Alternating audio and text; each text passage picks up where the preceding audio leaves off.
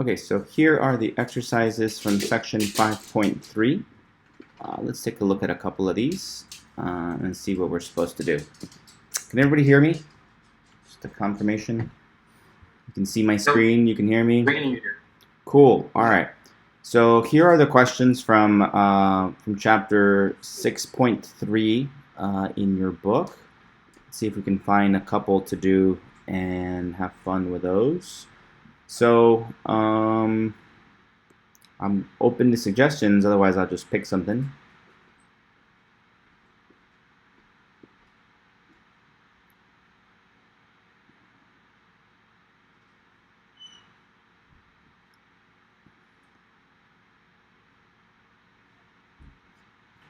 All right, I'm just going to pick, how about number 40? Seems like a nice classic one, good one to learn from.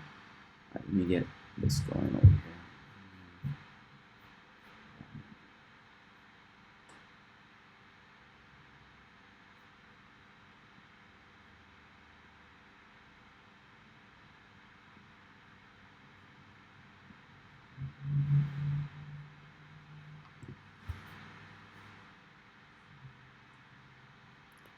So this is section 5.3, number 40. So they gave us y equals to 2 sine of 2/3 x minus pi over 6. Good. And it just says find the amplitude, the period, the horizontal shift of the function, and then graph it. Okay, so sketch it by hand. Okay, so remember that in general we have this form. Let's put it over here in this form over here. So y equals to a sine of k x minus b parentheses plus c, right? Where each of these constants here, here, and here, each of these constants does something to the standard graph of sine, right? We know that the b controls the left and right shift, the horizontal shift. The c controls the up and down vertical shift, right? So the b controls left and right.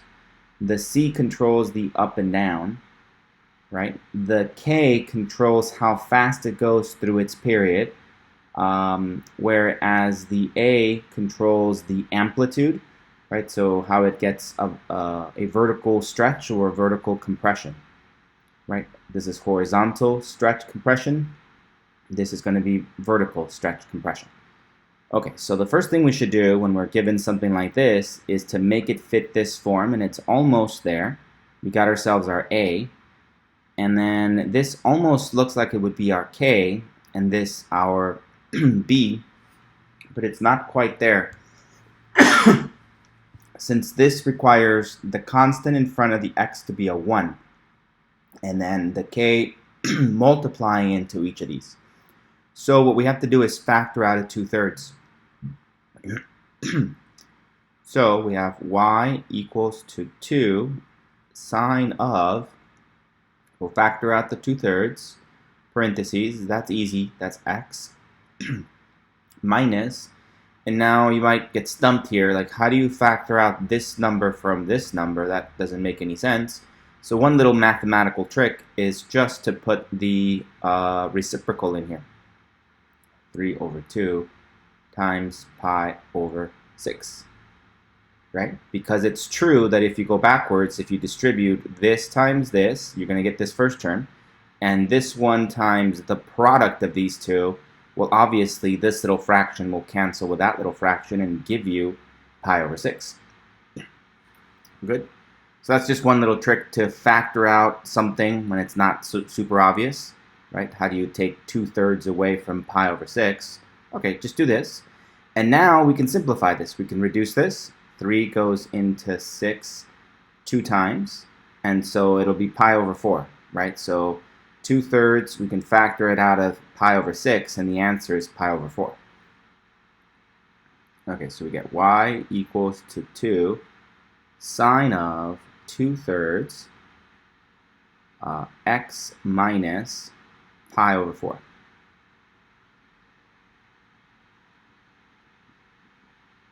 Okay, now it fits this form exactly, where this is the a, right? So this is going to be the amplitude is 2. It's a vertical stretch, right? Vertical stretch. Vertical stretch.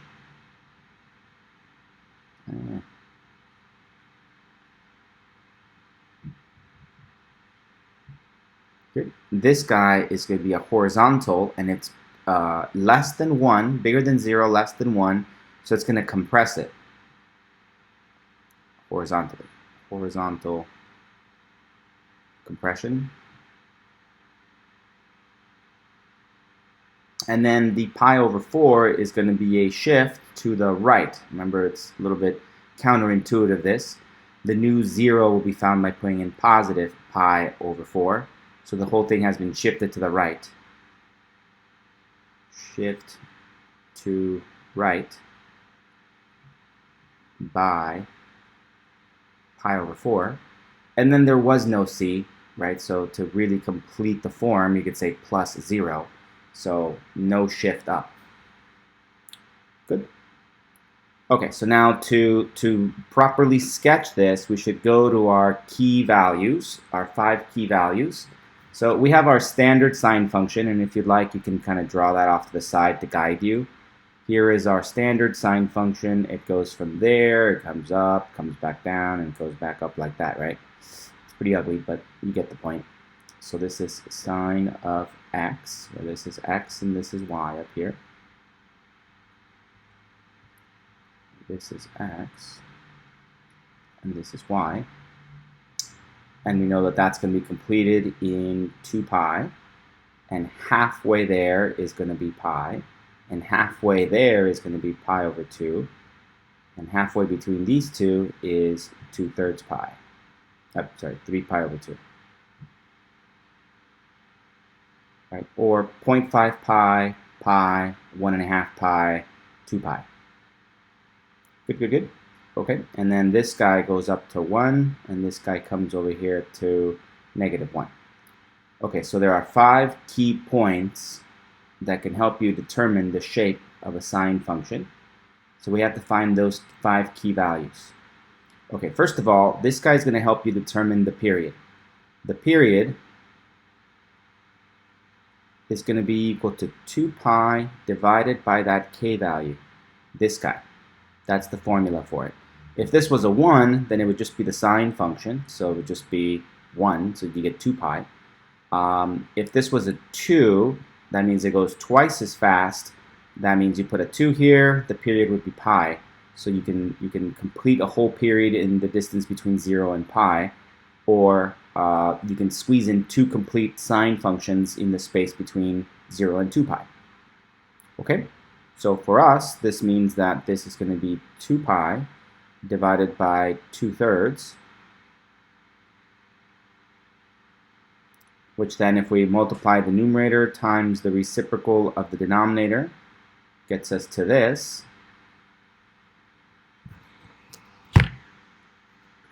And now the 2's cancel.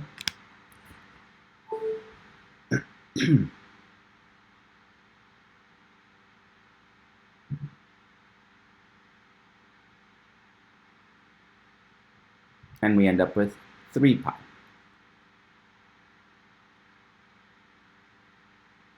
Okay? So remember that when the k is bigger than 1, it actually makes it go through its period faster, so it ends up being shorter. And when the k value is larger than 1, then it slows, when the k value is between 0 and 1, then it slows down its period, so it takes longer to go through its cycle. Good. So something that has, for example, something that has a 2 sine of 2x, the k is a 2, would go through its period twice as fast, so it would look like this. Goes through there and then goes through there like that. It completes one whole sine function in half the time. So it's a little counterintuitive because you see this number as being bigger than 1 and you think more or something. I'm not sure, but people confuse it all the time. On the other hand, if it was something that was sine of 1/2 x, then it's slowing down its growth. It would take it twice as long to complete one sine period. So if we graph this one, let me put it in a different color.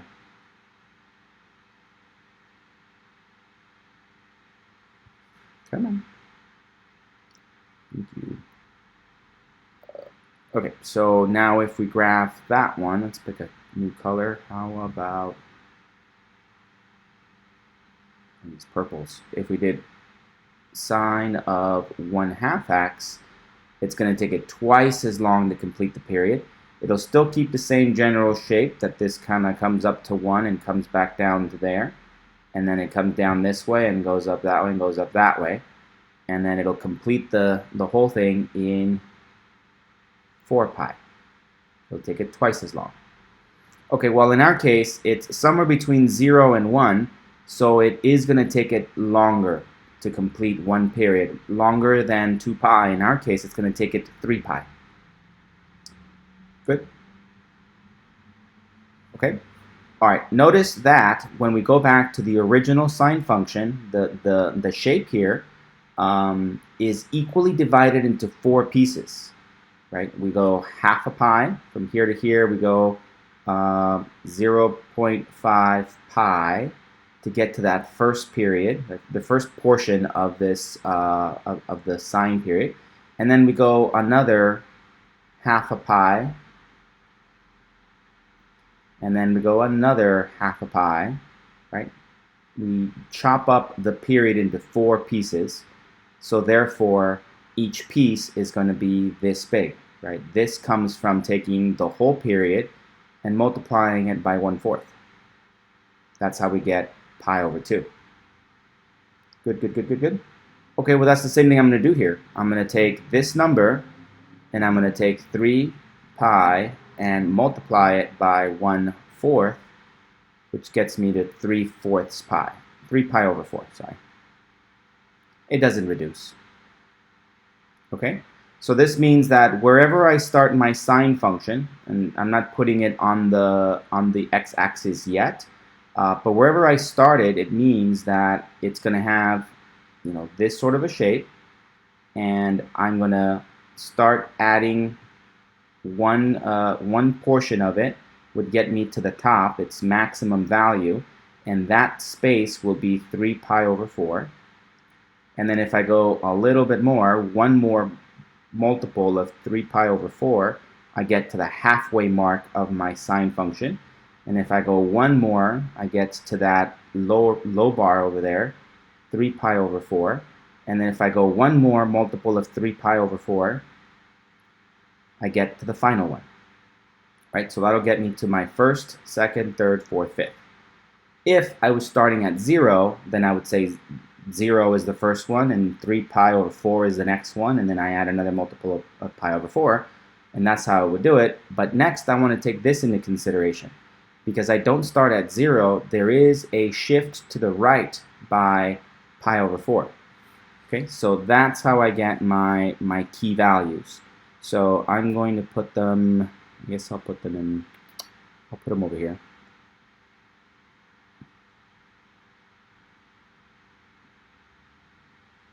So instead of 0, I'm going to start off at this. So this is because the old sine function would have started at 0, but because I'm adding this shift, that 0 turns into pi over 4. Right? Instead of 0, it starts off at pi over 4. Good. And then I want to add this 3 pi over 4.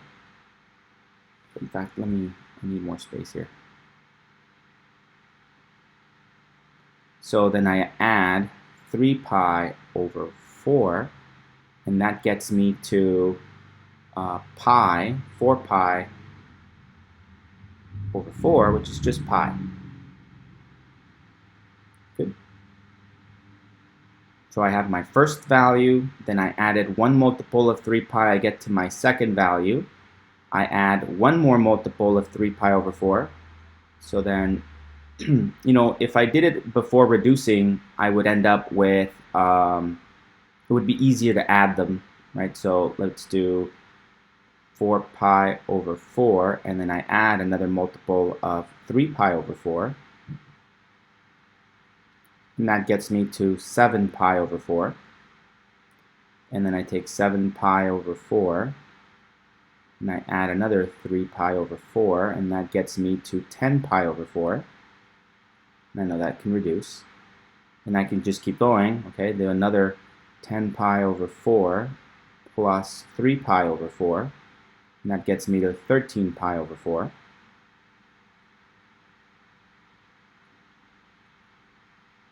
Good. Questions, questions, questions?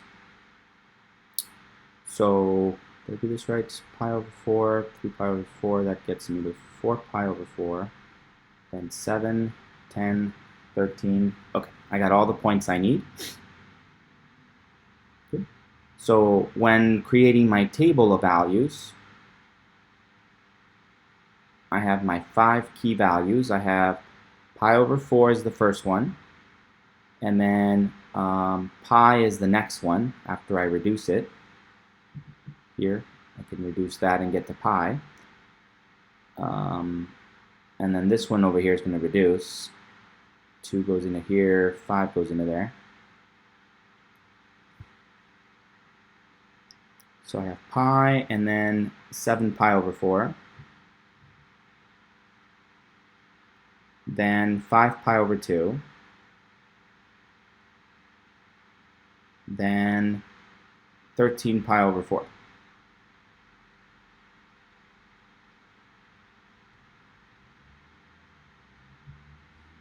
That's 1, 2, 3, 4, 5 key values. Good. So this is the input values, x, into my sine function. And then I know that it'll have this sort of a general shape. The first value in my key will have a 0. The next key value will have a 1. The next key value will have a 0. The next key value will have a -1, and then the final key value will go back to 0 under the regular influence of a sine function. However, next we take into consideration the amplitude, right? And so we take these values. This is the outputs that would come from a normal sine function, but we got to reconsider them, take them into reconsideration by multiplying by this value here. So this will actually go up to 2, and this will go actually down to -2. And 0 times 2 is 0, so that stays the same. Good. Okay, so now I got everything I need to sketch my sine function, x and y. I know it's going to have the same general shape, so I'm just going to draw the same general shape. It goes like that. And then I know that this point will be pi over 4. I know that this point here will be pi. I know that this point right in there will be 7 pi over 4. And then I know that this point here will be 5 pi over 2. And that this point here will be 13 pi over 4. And I know that this guy here will be a 2. And this guy down here will be a -2.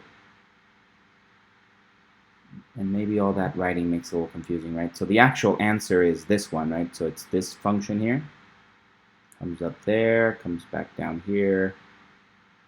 Should have put it in a different color.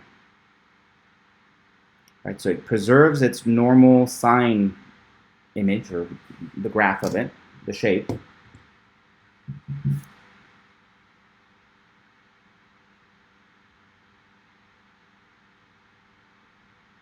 Any questions?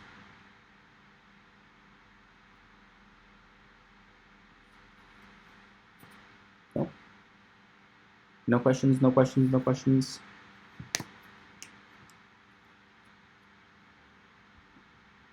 Okay, well, keeping in mind that I have very little control over what you do when a test comes, since you're over there.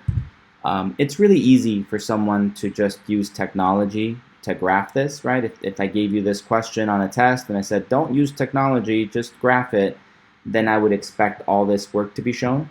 If this was a test in the classroom setting and you weren't given any technology, you weren't allowed to use a calculator or anything, then you would have no choice but to go through this whole process to be able to figure out, sketch one period of the sine function. So keep in mind that when we come to the next test, I probably wouldn't give you a question this way and said, here is an equation, graph it, because it would just be too easy for people to just use technology and graph it, even if they don't really understand any of this. However, going backwards makes it a lot tougher. So those are the kinds of questions I would prefer. Hint, hint, hint, hint. Can you go backwards? If I give you just this picture right here with these values in it, or at least the first one and the last one, that's really all you need, would you be able to go backwards and find a sine equation that fits this graph? Right? So think about how you would go backwards. If you're given the first value and the last value, if you subtract them, you would get the period. Right? Subtracting them should give us the period for the equation, which is 3 pi. So the distance from here to here should be 3 pi. Good.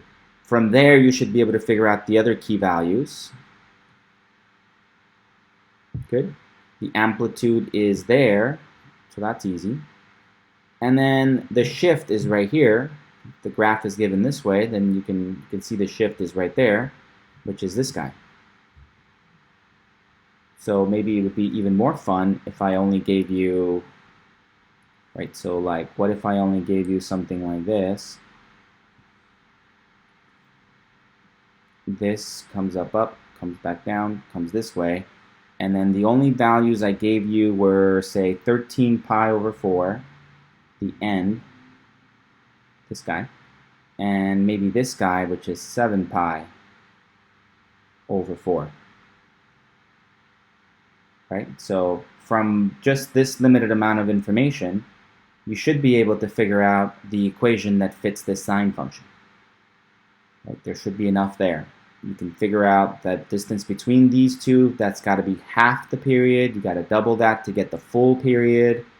From that, you can figure out the constant. Once you figure out the period, you can find this value k because of this little formula right here. The period equals to 2 pi over k. So once you find the period, very common mistake is people find the period and they stick it right in there, but that's not the value that goes there. It's the k value that goes there that goes into this formula. Right? So find the period, plug it into here, and then find k. Good. Any questions? Maybe.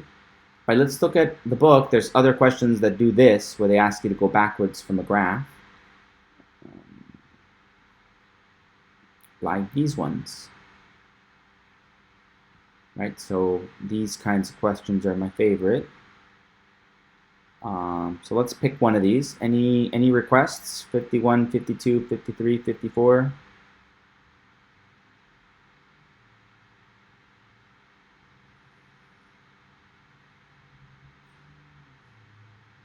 How about 52? Okay, let's pick 52. Let's try that. So the instructions say the graph of one complete period of sine or cosine is given. Find the amplitude, period, horizontal shift. Write the equation that represents the curve in the form. Okay, so they're being really nice. They're giving you the general equations that you need to fit. So you need to find the period, the amplitude, and the shift, the horizontal shift. Okay, so let's look at 52. We need a new page.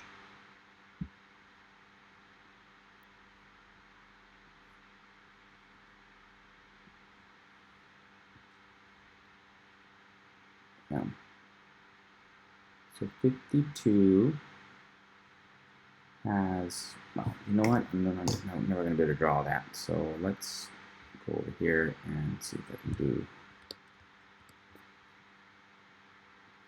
a screenshot of it. What the heck? What the heck?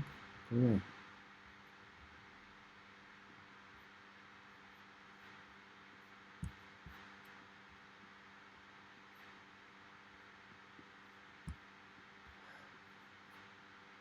There we go.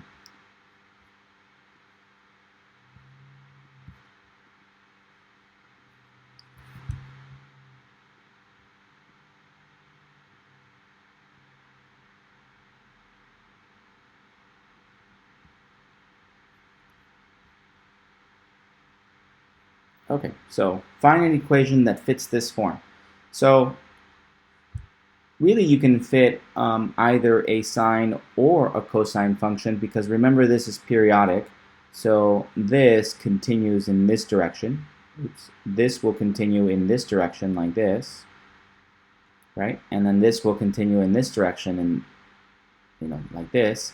So here is a sine function, or here, from here to here is a sine function, right? Or from here to here is a sine function. So you can either do a cosine function that starts from here to here. Here's a cosine function, right? So you can do either one. But because they really highlighted this segment of the graph, it seems like they kind of prefer a cosine function, right? It's just kind of begging you to do a cosine function. It's got that sort of shape, except sort of an upside down version of it. So let's go for that one and see what we get there. Okay, so remember that for the cosine we have y equals to some constant cosine k x minus b. So our mission is to find the a, the k, and the b. Good, good, good, good, good. Okay, so we need the most difficult part, I guess, to get is this constant k. So we need to figure out the period for it. So notice that from here to here, this is the only values that are given on the horizontal axes. So they gave us half the period. From here to here, from there to there, this is half the period. Good. And this is 0.25 pi, and this is 0.25 pi, so this is half a pi. Good. Or you could say this number minus that number, which is pi over 4 minus negative pi over 4, which gives you 2 pi over 4, which gives you pi over 2. Good. Or, like I said, you can realize that pi over 4 is the same thing as 0.25 pi's, and negative pi over 4 is negative 0.25 pi's. So if you have a quarter in this direction and a quarter in this direction, together you have 50 cents. Right? The distance between them has got to be half. Okay, and that's just half the period. So if half the period is half, then the whole period is going to be twice that much. Right? So the period going from here all the way out to here, that's the whole period.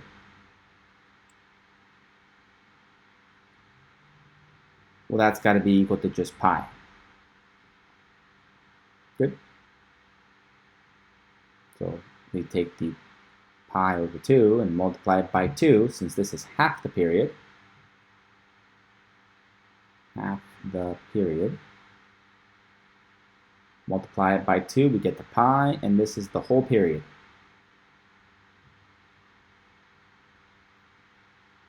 Any questions? Good. Okay, and like I said, a very common mistake is that people find this period and they go, oh, okay, this guy right here is pi. So we end up with this. I'm like, nope, that's not true.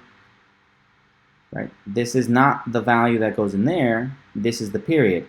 the period follows this formula. The period is equal to 2 pi over k. And so what we've just discovered that the period is pi, 2 pi over k. So solving for k, we get that multiply both sides by k, multiply this side by k, multiply this side by k. We end up with k pi equals to 2 pi. Divide this side by pi, divide the other side by pi. So we end up with k equals to 2. That's the constant that goes right in there. So we did finally find this guy, k equals 2. Good. Now, as far as the shape of the cosine function, right, the standard shape of the cosine function should look like this. So this one is like a cosine function that's upside down. So I know that this guy has to be a negative, -1 times something. That's what flips it upside down. And then the amplitude is 1/10. So this is just -1 times 1/10, or just -1/10 is what goes in there. The negative because it's flipped upside down, the 1/10 because instead of a 1, instead of this reaching up to a 1 and down to a -1, the amplitude has been multiplied by this fraction to reduce it. Right? It's been compressed. Good. And then finally the shift. So what is this value over here? It's been shifted. Shifted to, so if it's a standard cosine function, we flip it upside down, and then we can shift it. Now we can shift it in either direction. Again, remembering that this is the, this thing continues. This shape continues. So if I have one cosine function here that starts here and ends there, here's another one that's identical that starts here, goes up, and goes this way. So I could choose to think of it from the perspective of this one, and in this case it has been shifted to the right by pi over 4. Shift to right by pi over 4. And that'll get me kind of this. So shift to the right would mean that it's a minus pi over 4.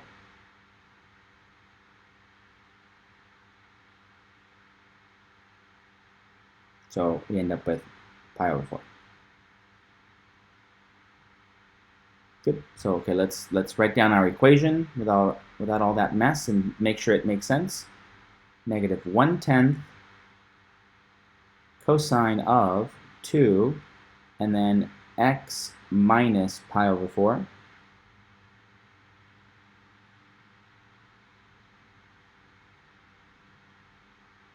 Good. Good. Maybe. Okay, the other way to look at it is to not consider this one. What about just this exact one right here? It's probably what the author intended for you to identify the equation using exactly the portion of the graph that they've highlighted. Okay, so if the whole period is pi, then if we take pi over 4 and subtract pi, I should get to here. So remember, pi over 4 is 0.25 pi, and if I subtract pi from that, I'll get to -0.75 pi. This should be -0.75 pi, right? Because the gap between here to here is, subtract pi from there. Or we can just take 0.25, or we can just take pi over 4 minus pi. Pi over 4 minus pi. Common denominator is going to be 4, so 4 over 4 gets me to pi minus 4 pi divided by 4, which gets me to -3 pi over 4, or -0.75 pi. Good.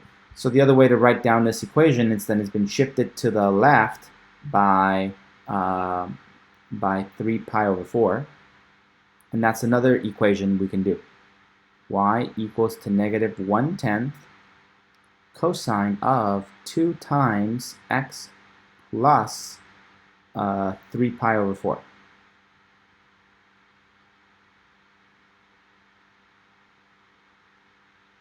So these two should be equivalent to each other.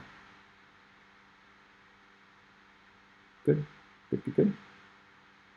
Any questions, any questions, any questions?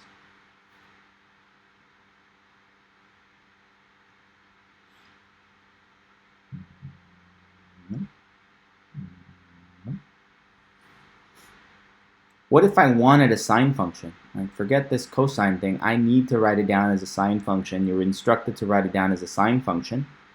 Well, then you got to find one segment of this graph that will give you the general shape of a sine function and then go from there. So we could start from here and go up, come back down, and go to there. That gives you a sine function. So it's a sine function. It'll have the same period. In this case, the period was pi. So if this is 1/4 pi, this is 0.7. This is going to end up being halfway between these two. This is 0.25 pi. This is 0.75 pi. This has got to be negative pi over 2. Right? So you could have a sine function that starts at negative pi over 2, has a period of pi, and an amplitude that stays the same. Good. So I could put or, this is y equals to negative 1/10 sine of, and then the period stays the same, so it's still that same value of 2, and now it's going to be x plus pi over 2.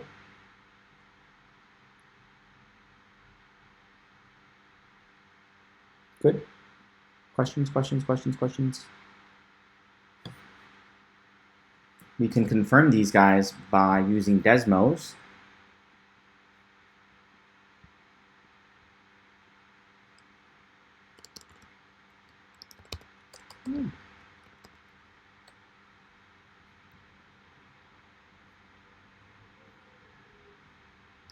So let's do y equals to cosine of x. So here's our standard cosine function. Let me change the values here.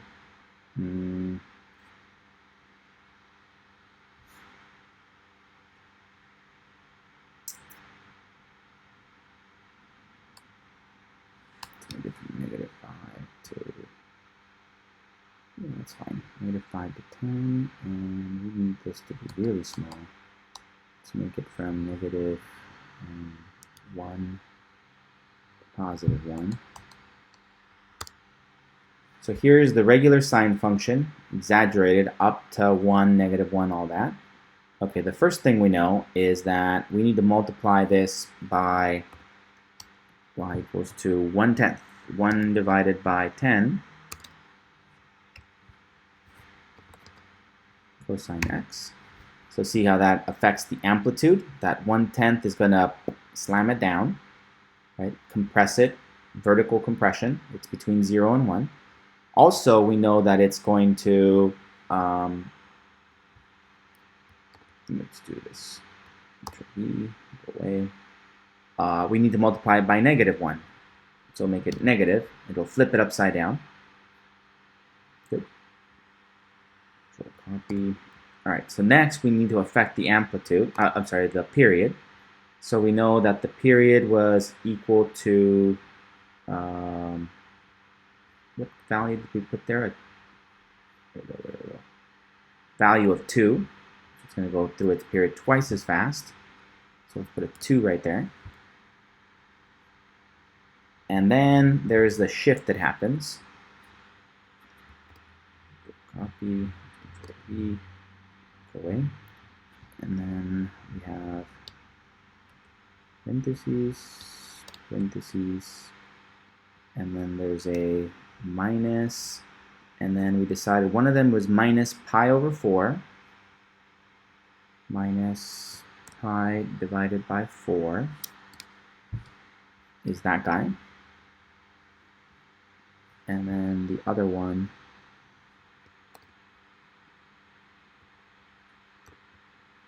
is plus 3 pi over 4. Plus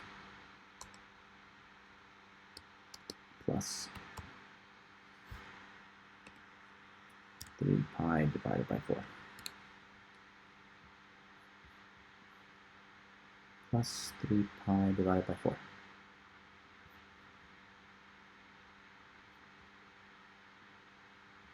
Okay, let's make all of these blue. Sure, let's make them all blue. Blue, blue, blue, blue. Done.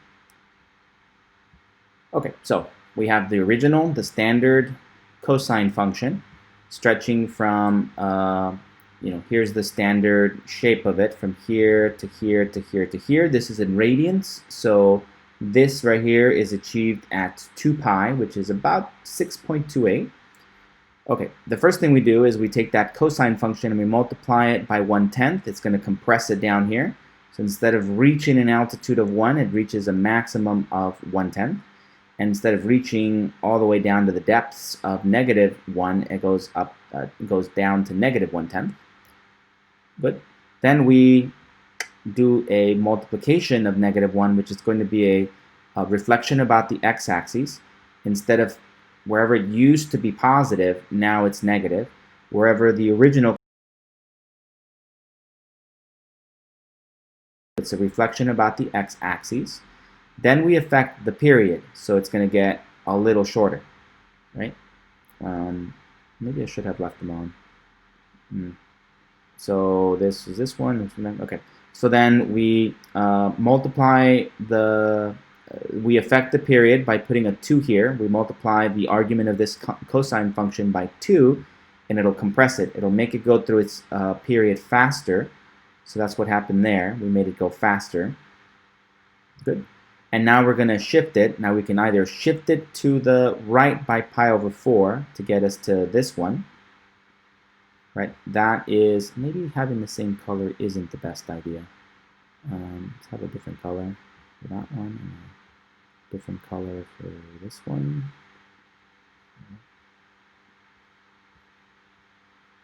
Okay, so the blue one is the orange one that's been shifted to the right by pi over 4. And okay, we can go back to the orange one and shift it to the left by 3 pi over 4.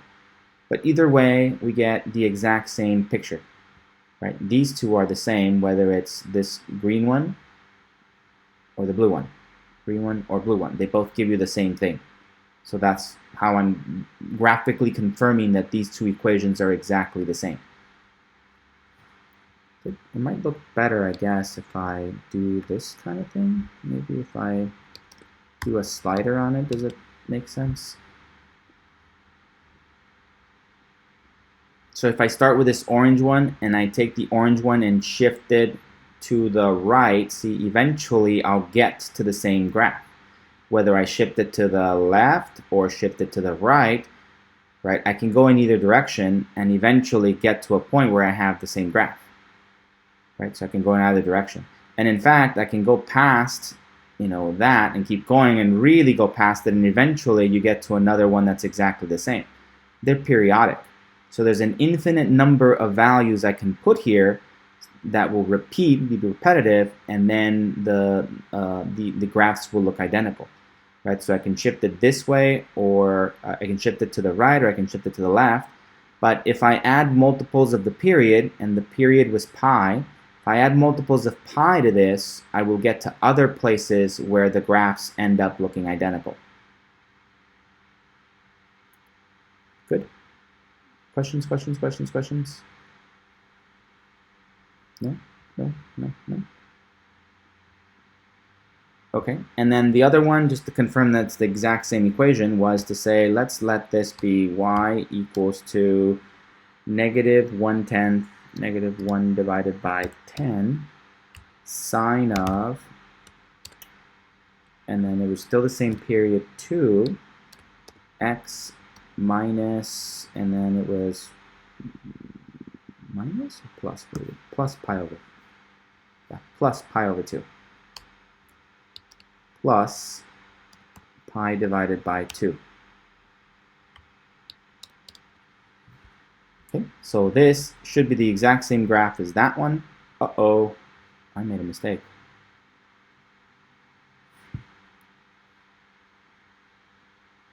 Those two are the same. How come this one's not the same?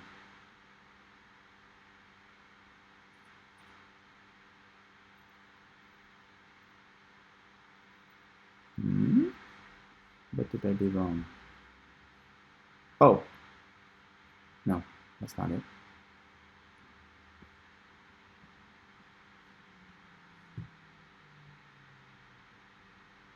Anybody caught what I did wrong? I did something wrong. Shift it to the left. Pi over 4 gets you to that.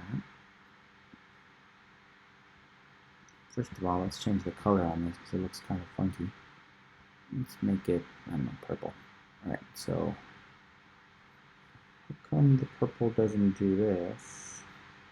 Oh, I forgot about the multiplication by a negative.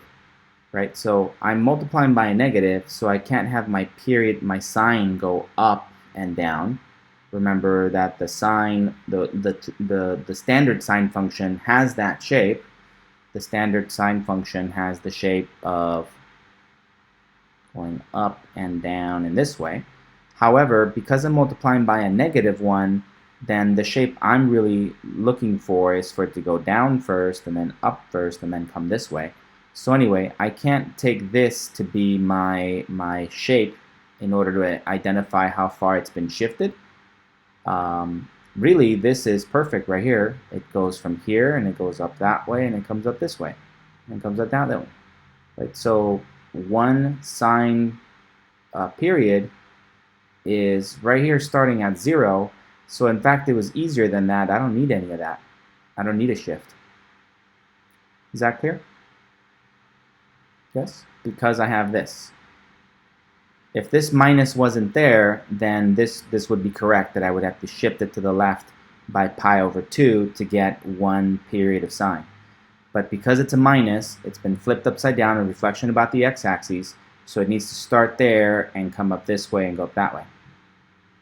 Otherwise, I can go way back here and say, okay, well, I can start back here, which is going to be at negative pi, and come back down and go up this way and go up that way. Good? Okay, so let's double check.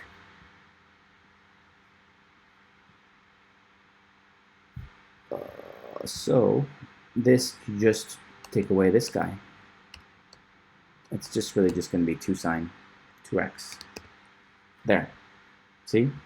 The green function, which is negative 1/10 cosine of 2 times x plus 3 pi over 4, is going to give you the exact same graph as this one, which is just negative 1/10 sine 2x. Good. So that's a fantastic test question. A segment given to you and then ask you to write it in 2 ways. Write it using a cosine function, write it using a sine function, or maybe given it to you in one form. Here's an equation of this graph in sine. Rewrite it so that you can express it using a cosine. That seems like a good question. We're all in agreement? Silence means agreement. Yay, you guys all want that question. Any questions on anything? Good? Questions, comments, issues? No? So I think we are ready and able to tackle anything from Chapter 5, Section 3. Good. Okay, so let's move on then.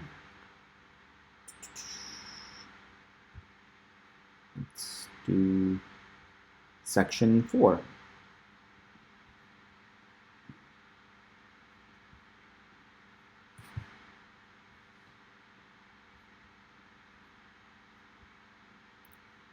Section 4 will just expand into the other trigonometric functions. So tangent, cotangent, secant, cosecant. Okay, so let's get rid of some of this stuff.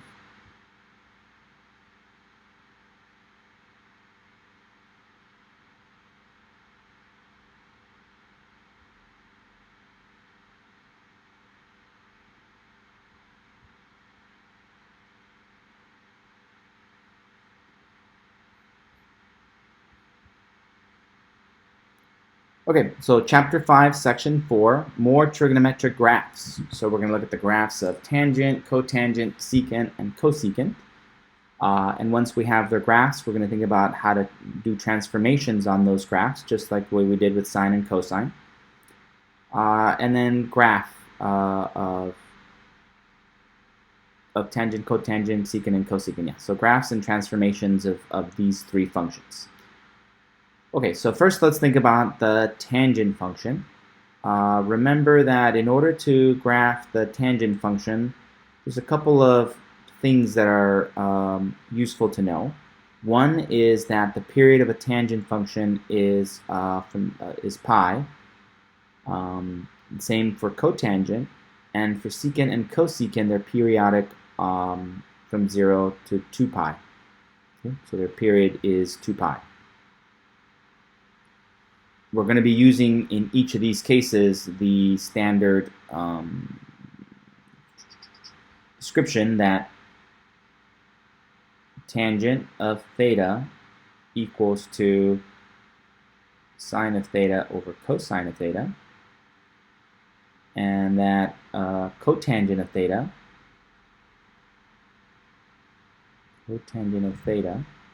come on, is equal to 1 over tangent of theta, which then can be converted into being cosine of theta divided by sine of theta.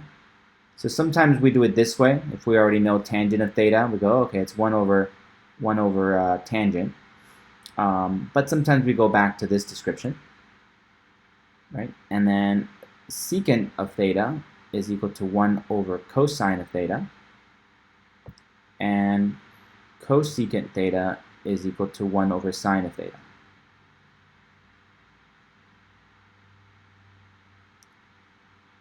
Good?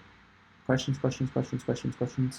Okay, so we'll start off with tangent of theta and think about what that graph will be. And we start off anything when we're trying to figure out its graph, we just start off by thinking of some of the standard values that we know. Okay, so first thing we're going to do is just create a table of values. Let's say we have x, we have some of the standard angles we know how to find, pi over 6, pi over 4, pi over 3. Okay, so from those we can come up with some values, and then we're just going to use technology to come up with some other values, and then from there we'll be able to get a general shape for it. So I'll use Desmos to get that.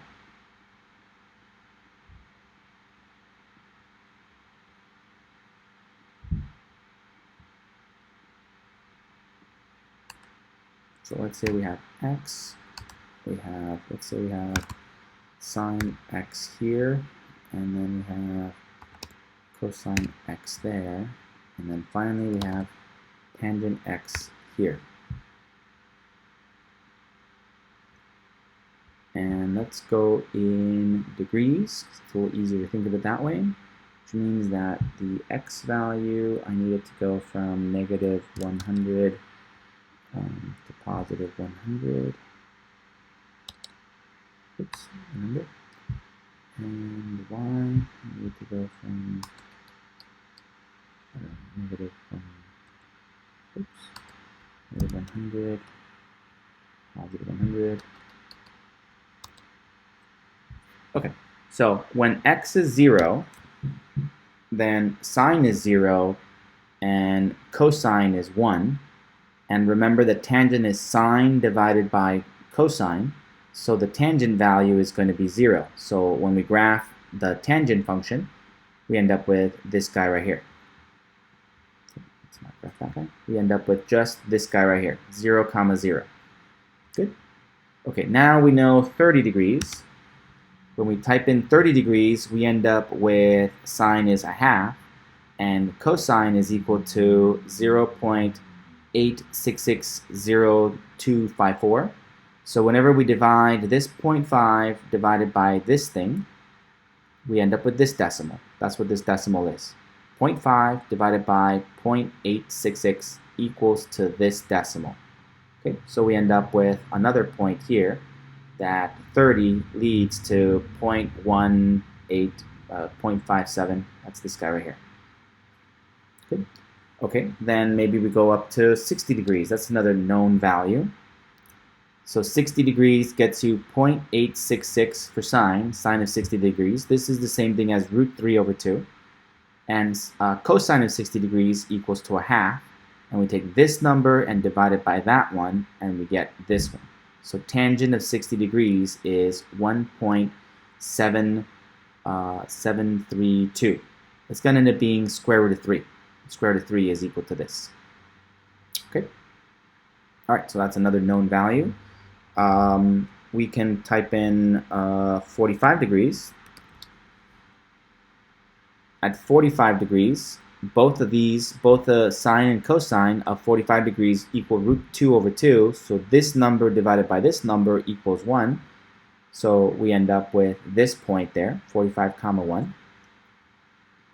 If we type in 90 degrees, look what happens. Sine of 90 degrees is 1, but cosine of 90 degrees is 0. So we end up 1 divided by 0, so that's undefined. So tangent of 90 degrees is undefined. That means that we're going to end up with an asymptote there. X equals to 90. At x equals to 90, we end up with an asymptote. And the same thing is going to happen when we go in the other direction. So let's go in the other direction, negative 90 degrees. If we go to negative 90 degrees, again we end up with cosine equals to 0. So it's this number divided by that number. That's going to give me an undefined. So we end up with another asymptote there. Let's make them both red and dotted. Okay, so we have asymptotes there and asymptotes there. Good. Okay, well we can't be equal to 90, but what if we got close to 90? What would happen? And again, we wouldn't be able to do these by hand anymore, but I'm using the benefit of technology to be able to show what happens. So let's say that I put in 80 degrees. That means that sine of 80 degrees is equal to this decimal, 0.984, and cosine of 80 degrees equals to 0.1737. So when I take this number divided by this number, this decimal divided by this decimal, sine divided by cosine, we get to this number. And that's how we get to this little dot right there. It's 80, 5.671. Okay, and let's get closer to 80. Closer to 90. So let's say 82. Sine of 82 degrees is equal to 0.999, okay? And cosine of 82 degrees is 0.139. So this number divided by that number equals that number. So now I'm getting this one right here. Okay, let's get even closer. How about 86 degrees? At 86 degrees, I have 0.99756 for sine of 86 degrees. And cosine of 86 is 0.0697. And when I divide this decimal by this decimal, I get to 14, which gives me this guy. Okay, let's get even closer. How about 89 degrees? Okay, so sine of 89 degrees is 0.999. And cosine of 89 degrees is 0.01745. This number divided by this number, now we get to 57. That's this number right there. Okay, let's get even closer to 90. How about 89.5? Okay, so we get this decimal. Sine of 89.5 degrees is this decimal. cosine of 89.5 degrees is this decimal, and this decimal divided by this decimal is this one. See how quickly we are growing? Now tangent of 89.5 degrees is 114.58. That's even off my scale here. Let me go up. There it is. It's way up here. Okay, so notice what's happening here. As I get closer and closer to 90 degrees from going up from the left-hand side, so 80, 82, 86, 89, 89.5, 89.9, 89, right? So getting closer and closer to 90, sine of those angles is getting closer and closer and closer to 1, where the denominator is getting closer and closer to 0. Good? Questions, questions, questions, questions, questions? You can overlay that over here. We had y equals to sine x. Yeah, I don't want to do that because let's do another decimal.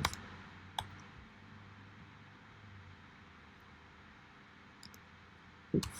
Y equals sine x.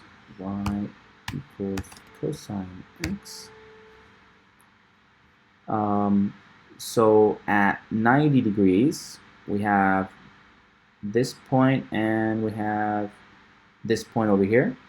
So as the input approaches 90 degrees, pi over 2, the numerator gets closer and closer and closer and closer to 1, whereas the denominator gets closer and closer and closer to 0.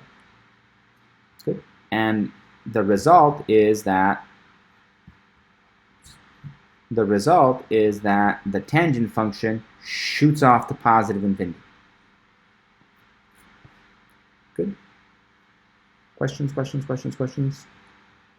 So we can just use technology to fill in the rest of these and kind of fill it out a little bit more. 89.1, 89.2, 89.3, 89.4, right? So we kind of fill it in a little bit more. And then we can also go in the other direction. What happens as we consider negative values? So say negative 30 degrees. At negative 30 degrees, we get sine of negative 30 degrees. That becomes a negative 1/2. But cosine of negative 30 degrees is equal to cosine of positive 30 degrees. So we end up getting the same answer, root 3 over 2. Okay, so then when we take this decimal divided by this one, we're going to get negative 0.577. And again, we can try some other standard ones that we know, negative 45. Negative 45, sine of negative 45 is going to be negative root 2 over 2, which is this decimal. And when we divide them, we get negative 1. Then we get negative 60 is another standard one. This decimal divided by that one gives you this one. But we already know that we get a horizontal asymptote at negative 90, but what happens when we get close to negative 90? So negative 82, negative 86, negative 88, negative 89, so on and so forth, so on and so forth. Okay, so I think we've spent enough time on this. Eventually, if you keep going, hopefully you can be convinced that the graph begins to look like this. Right? It'll start off at 0 and shoots off toward infinity this way. There's a horizontal asymptote there at 90 degrees. And in this direction, it's negative, and it comes down this way, and then it shoots off this way down here until it goes down toward negative infinity, having an asymptote there. Okay. The pattern begins to repeat itself after that. So if I go over here and I go from 90 degrees all the way out to 270 degrees, then I'll end up with another period of pi. Right, so this is equals to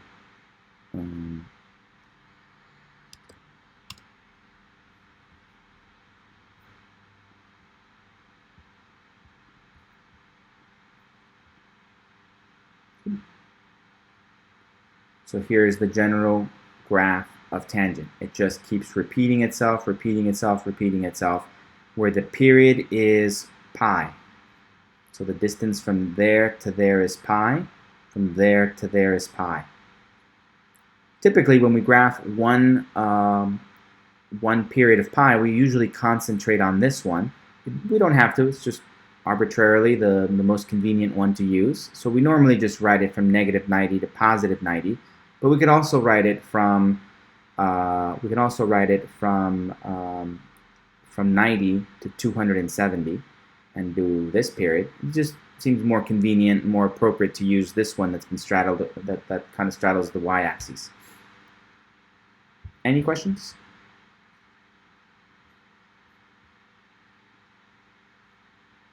Okay, so that's the same thing your author does to kind of introduce the graph of tangent. So we start off with the table, some of the known values, and then we think about what happens as we approach 90 degrees. Remember, 90 degrees is the same thing as pi over 4. I'm sorry, pi over 2. And pi over 2, so that's why they have these decimals here. So we have 90 degrees is equal to pi over 2 radians. And that's approximately 3.14 divided by 2, right? Approximately that much. And then that's approximately 1.57-ish.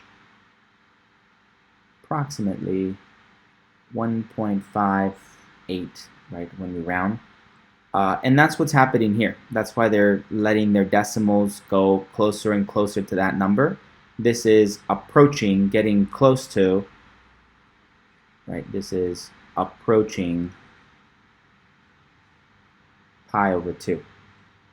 And again, they're noting that the outputs get bigger and bigger and bigger, just like I did with Desmos. Good, good, good, good, good. Okay, so now you graph all those things, and then you have yourself a graph of tangent, right? Only has this sort of a shape, and it's got horizontal asymptotes at negative pi over 2 and at positive pi over 2. Good. Remember that to get these asymptotes, they come from the definition that tangent of theta equals to sine of theta over cosine of theta. And cosine has 0 at pi over 2. Right? The graph of cosine comes this way, comes back that way, and goes back that way. And it's got a 0 right there at pi over 2. And it's got a 0 there at 3 pi over 2. So that's why the tangent function is going to have asymptotes there, right? Because you can't divide by 0. Good? Good, good, good, good, good. So that's why the asymptote is there. And then it goes off to infinity, because as the inputs get closer and closer and closer, as we start inputting values closer and closer and closer to pi over 2, the denominator gets closer and closer to 0, and the numerator is sine. And remember, the sine function starts off down here and goes up and then back down. So as the x values get closer and closer to 90 degrees, the sine function gets closer and closer to 1, right? And then the cosine function gets closer and closer and closer and closer to 0. So whenever we have a fraction where the numerator is approaching 1 and the denominator is getting closer and closer and closer, but never actually 0, just really close to 0, then the output would be a very large number.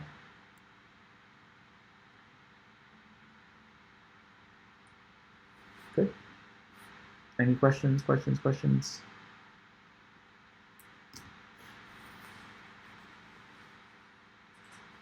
No? No. Okay, similar kind of logic can get you to the graph of cotangent. Okay, so it's periodic, so it begins to repeat itself after that. Notice the period is always pi. Notice where the asymptotes are. And like I said, most of the time people just graph one period of tangent, but you got to know that the rest are there. And then we can do the same sort of thing with cotangent of x. Create a table, use the known values. Once we know all those known values, an image begins to appear, and so that's the graph of cotangent. So cotangent, remember, cotangent has the opposite. Cotangent of theta is equal to cosine of theta over sine of theta.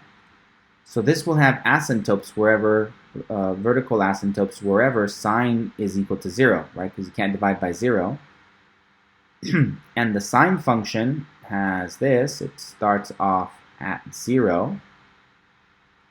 The sine function starts off at 0, comes back up, down, goes up that way. So we have a 0 there, a 0 there, and a 0 there, where this is pi, this is 2 pi, and this is 0. So that's where the cotangent of theta function is going to have asymptotes. It's going to have an asymptote here at the y-axis, because there's a 0 there. And it's going to have an asymptote here at pi, because of this. And then it's going to have another asymptote over here at 2 pi.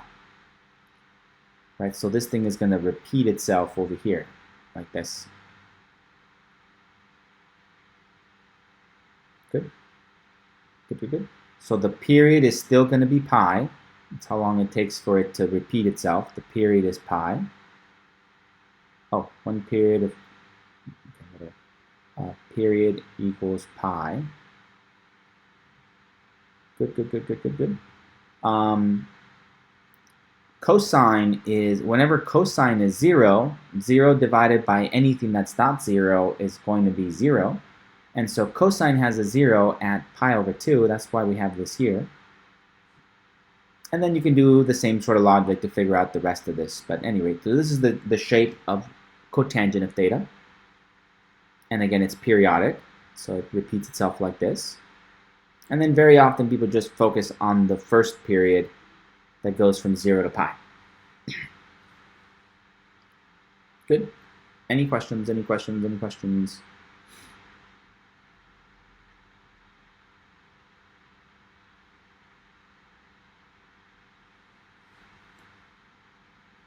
No? Okay. So the graphs of cosecant and secant, to figure out what those are, very simple. They are related to this, so we want to define them this way. Cosecant of x is equal to 1 over sine, and secant of x is equal to 1 over cosine.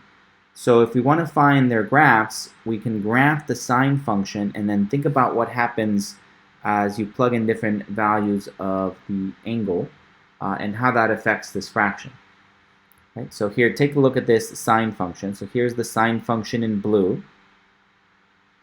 Okay, so now let's think about the function cosecant of x over theta. And in fact, okay, so at this point, this is going to be 1 because the original sine function is 1. So if I created a table here, let's create some table of values here.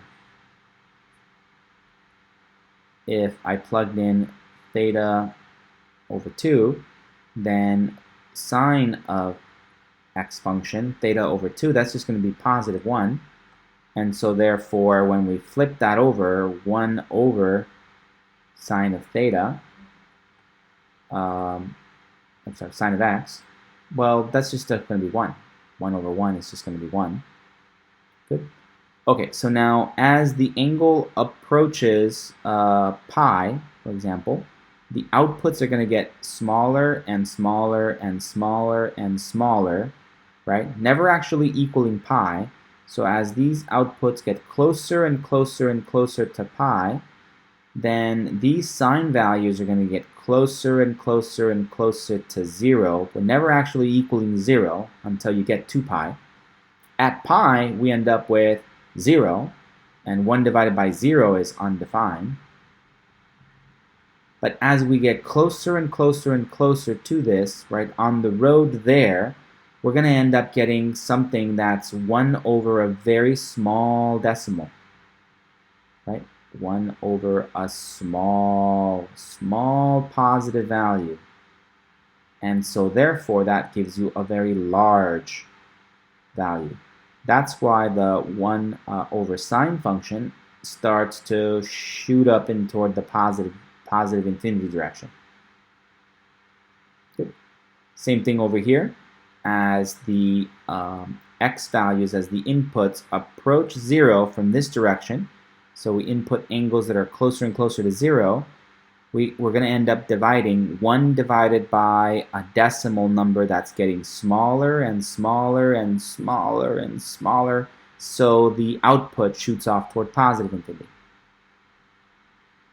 Any questions about that?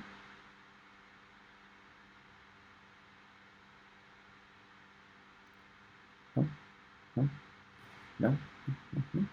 Same thing over here. At 3 pi over 2, sine of 3 pi over 2, 3 pi over 2 is equal to -1, and 1 over -1 is equal to -1. So that's why this point right there is 3 pi over 2 comma -1. Good. And now as the input value approaches pi, but from this direction, so as we plug in values this way, angles getting closer and closer and closer to pi as we approach pi from this direction. Well, at pi it's going to be 0, so we get an undefined. But right before that, right before we get to that, we're going to get a very, very, very, very small negative number. A small negative number is achieved, right, as the output. These guys are getting very, very, very, very close to 0 for the outputs, but negative. And then 1 over a very, very small negative number is going to be equal to a very large negative number. 1 over a very, very small negative number equals a large negative number. So that's why the outputs shoot off toward negative infinity. Any questions about that? Good. Okay, so in order to graph it, it's good to think about the sine function. From there, you can find the asymptotes, and then we can figure out the rest of the shape. And then you go back and you erase the sine function, and the red part by itself is the graph of cosecant of theta. Good. Notice it's got the same period of 0 to 2 pi, and it's got two pieces that are kind of symmetric, but we need them both to be able to graph cosecant of theta. Right? You can't just draw one of them. You have to draw the other one to identify that it's down here. Okay. Cosecant of theta is the same sort of thing. You can do the same sort of logic, except that the complete u kind of comes over here this way. This guy kind of comes up this way and comes up like that. And this guy comes up like that. And then, as you imagine, there might be another one that comes over here and another one that comes over here. So this is more of the complete picture. However, people like to see what the graph looks like from 0 to pi. I'm sorry, from 0 to 2 pi. So in order to do one complete period of secant of theta, you need one u that is concave up, open up, and one of these parabolas that's concave down. So you need one of each. So we can either identify our period to start here and end here, but then we'd be going into the negatives, and that's fine, we could do that. But traditionally people don't do that. They start off at 0 and they go up to here, because this being half and then this is the other half, together these two give you the positive parabola portion of the secant of x graph. Right, so it's just kind of customary to present it this way, although I think it looks a little confusing. Any questions? No? And then here is the more complete picture. Where it goes this way, it goes that way, and it just keeps going.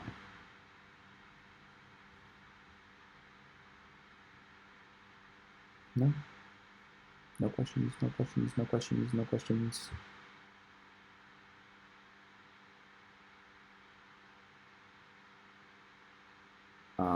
The graph of y equals to secant x is sketched in a similar manner. Observe the domain of secant x, the set of all real numbers, other than, okay, so then this describes all the asymptotes.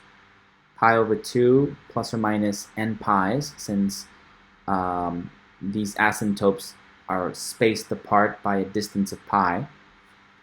So if you do any integer value n, you can get to all the multiple values that give you all these vertical asymptotes. And from there you can sketch the rest of the graph. Good? Good, good, good, good. Okay, so transformations. Just like before, we're going to be dealing with a more general kind of equation for tangent and cotangent, and then dealing with these constants, these coefficients constants, to see what it does. So we know that k will affect the period, except since tangent and cotangent have a period of pi, the formula for the period of the newfound equation will be pi over k instead of 2 pi over k. Right? For sine and cosine, we were using 2 pi over k. Here we're going to use pi over k. And then the a affects the vertical stretch. It won't be quite as noticeable in tangent because it already goes off to infinity, so this is just going to go off to infinity even faster. So that's what that will do. So let's do an example. Oh, and remember that the period straddles the y-axis. So a good formula for sketching your tangent function is to find the period. The period is going to be pi over k. And then if you do half of that, and then half of that, and then you straddle it around the y-axis, then we end up with minus pi over 2k, and then plus pi over 2k. Does that make sense? Any questions about that? The cotangent one is a little bit more straightforward, since we traditionally just draw one period that goes from 0 to pi. There's the standard cotangent graph. But now if the period is being affected by k, it'll be graphed from 0 to pi over k. Good, good, good, good, good. All right, let's do an example.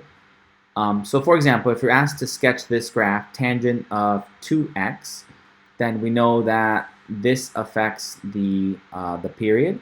So the period is going to be equal to pi over k, where this guy here is the k. K equals to 2.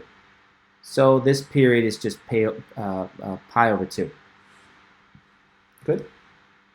Okay, so when we want to do one graph of this thing, the traditional tan function is this one that has periods, has asymptotes here and here at pi over 2 and negative pi over 2. And then the graph of the tangent function goes like this. Right? So this is tangent of x. Okay, so we want to know, how does 2x affect things? Okay, so then the period used to be pi. Half a pi here, half a pi there. But now the period is cut in half. So it's going to go half there and half there in each direction. Good. So if we multiply this by half, we end up with this. We want to go from negative pi over 2 times a half, comma, to positive pi over 2 times a half.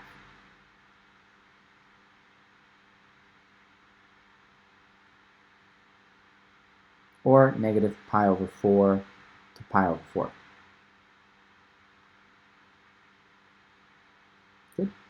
So instead of that guy, very, very similar, it's just going to go over here to positive pi over 4 and over here to negative pi over 4. That's where we'll have our asymptotes. And then the graph of tangent will go right in the middle there, and it'll have the same general shape. It goes this way, goes that way, comes that way, goes that way, right? And then repeat itself in each direction.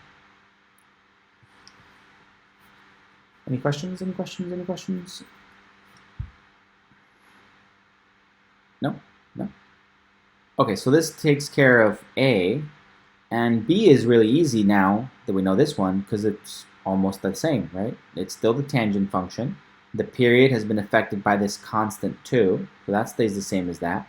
The only thing that's different is this part, which means that it has been shifted to the right by pi over 4. So take this picture and shift it to the right, move everything that way by pi over 4 units, by pi over 4, go that way by pi over 4. So that clearly brings you back to 0. And so we'll have, starting at 0, we know the period is equal to pi over 2. So if we, oh, okay, well, pi over 4 plus another pi over 4, that's going to get us to pi over 2. So B is really easy, I think, once we know A. A had all the work. So for B, we're going to have the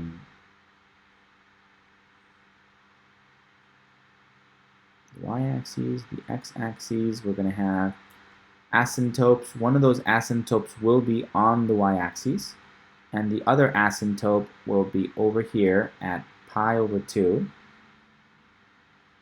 which is pi over 4 plus pi over 4. And then it's going to keep its same general shape. Oh, and it's going to go through it right in the middle. So right in between half a pi and 0 is 1/4 of a pi, or pi over 4. And so this will come this way, come back through that point, and then come back through that. Good? Questions, questions, questions, questions? So, zoom out a little bit more. No questions, no questions? No, no, no. So this guy is tangent of 2x, whereas this guy is tangent of 2x minus pi over 4.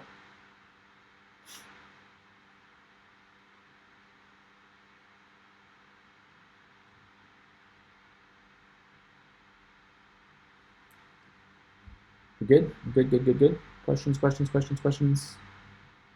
Okay, and remember, you should be able to go backwards, right? Those are the questions I prefer on a test. If I give you this graph right here with just a few points, I might ask you to figure out a tangent function that fits this graph, right? So think about how you would go backwards from there. You need to figure out the period.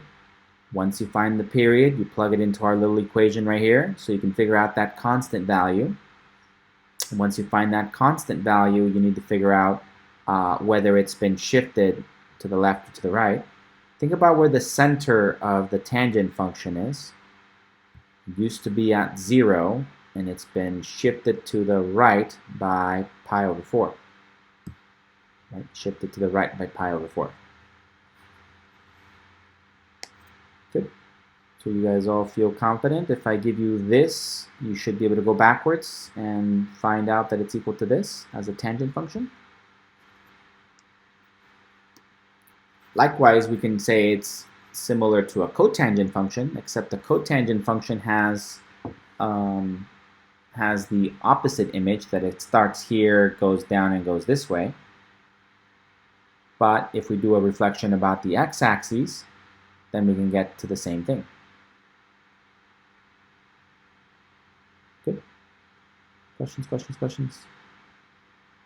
So there's a way to express tangent of x as a cotangent function, right? First of all, we have to do a flip about the x-axis. So there has to be a minus out in front somewhere. and then we have to shift it in order to get to the one we want. Good. A shift of pi over 2.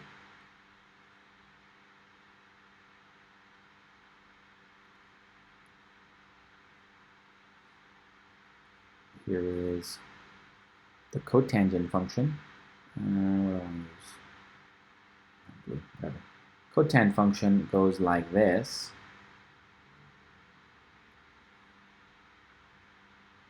And this goes out to pi, from 0 to pi. It goes there at pi over 2. So to make this green one look like this blue one, we have to flip it upside down, do a reflection about the x-axis, and then shift it to the right by pi over 2. So tangent of x is equal to negative cotangent of x minus pi over 2. I don't know why I need that extra. Good. Questions, questions, questions, questions? Okay, so in chapter 7, we'll get into other kind of identities like this one that are useful. How do you express sine in terms of cosine, and do a shift kind of thing, and tangent, and express it in terms of cotangent. And these are identities that can help us simplify equations. Any questions? Any questions? And they also make fantastic chapter 5 questions.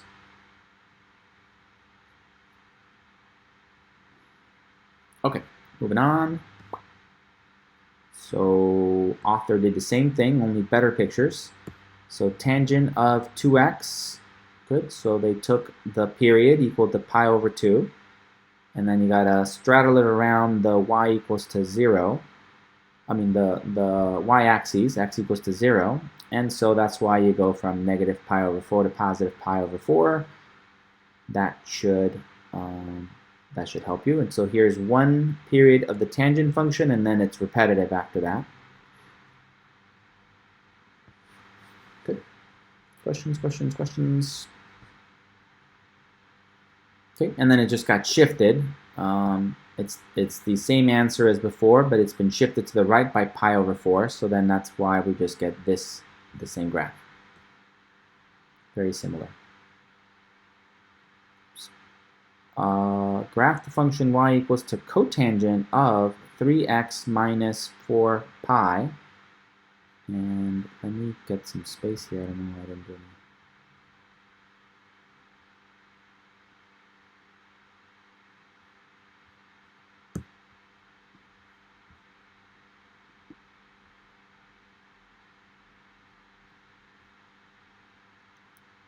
Okay, it doesn't want to do any space. Maybe then.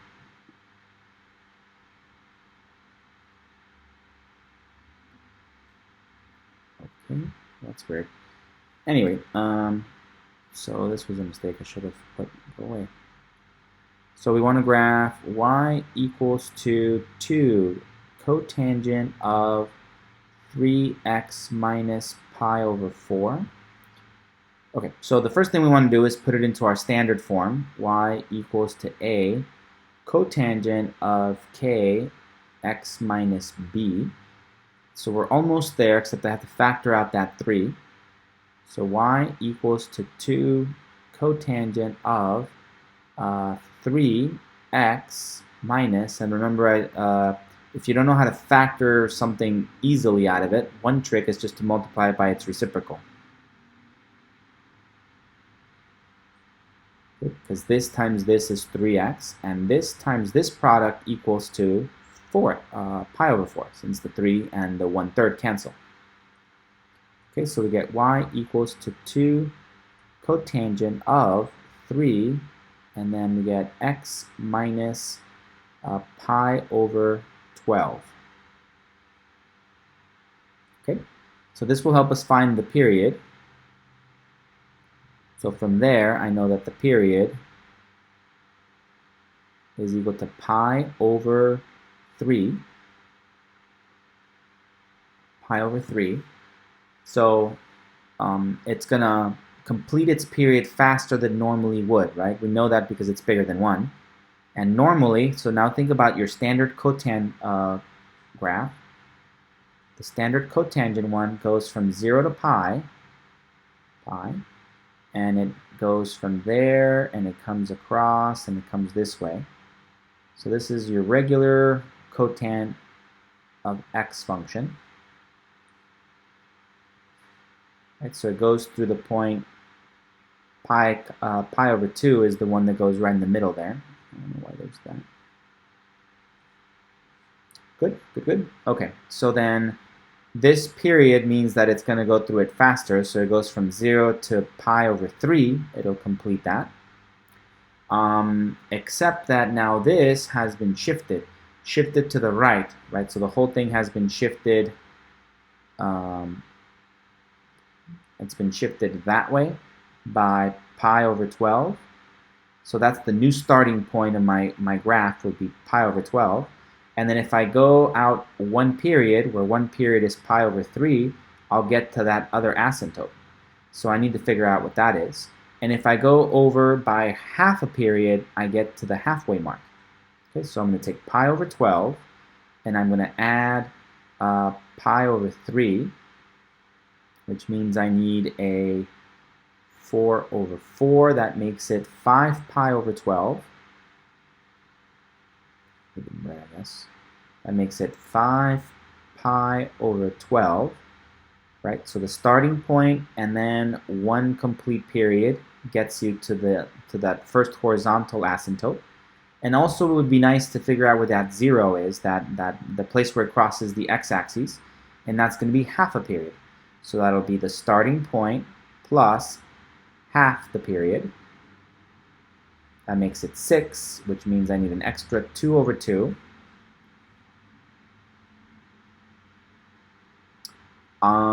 And so I end up with, back to this ugly color, I end up with pi plus 2 pi makes it 3 pi over 12,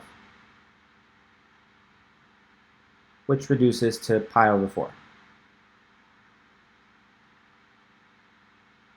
Good. So these key values will tell me all I need to know in order to graph my, like a rough sketch of what this cotangent function is going to do for us. Okay. So it goes this way, and asymptote comes here, and this asymptote will be at x equals to 12 pi over 12, sorry. Pi over 12. There's going to be another asymptote, and it's going to be smaller than that one. So let's go over here. Here's another asymptote, and it happens one period away from it. So this distance from here to here is pi over 3. That's why I add a pi over 12 plus pi over 3, and that got me to x equals to 5 pi over 12. And I found that halfway mark by taking this plus half the period, and that got me to this one, which is pi over 4. Good. So now that I know the general shape, I know the asymptotes, I know where the 0 is. This too, well, it affects our shape, but not by much. It just exaggerates it a little bit more. It'll make it more sort of squared off, where this goes off to infinity faster, and then it goes towards 0 faster as well, so it'll just be a little bit more exaggerated like this. Any questions?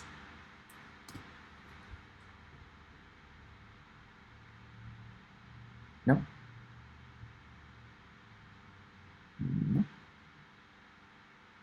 Okay, so let's see what your author did. Same thing, factored out that 3. They got to this, so it's been shifted to the right by pi over 12.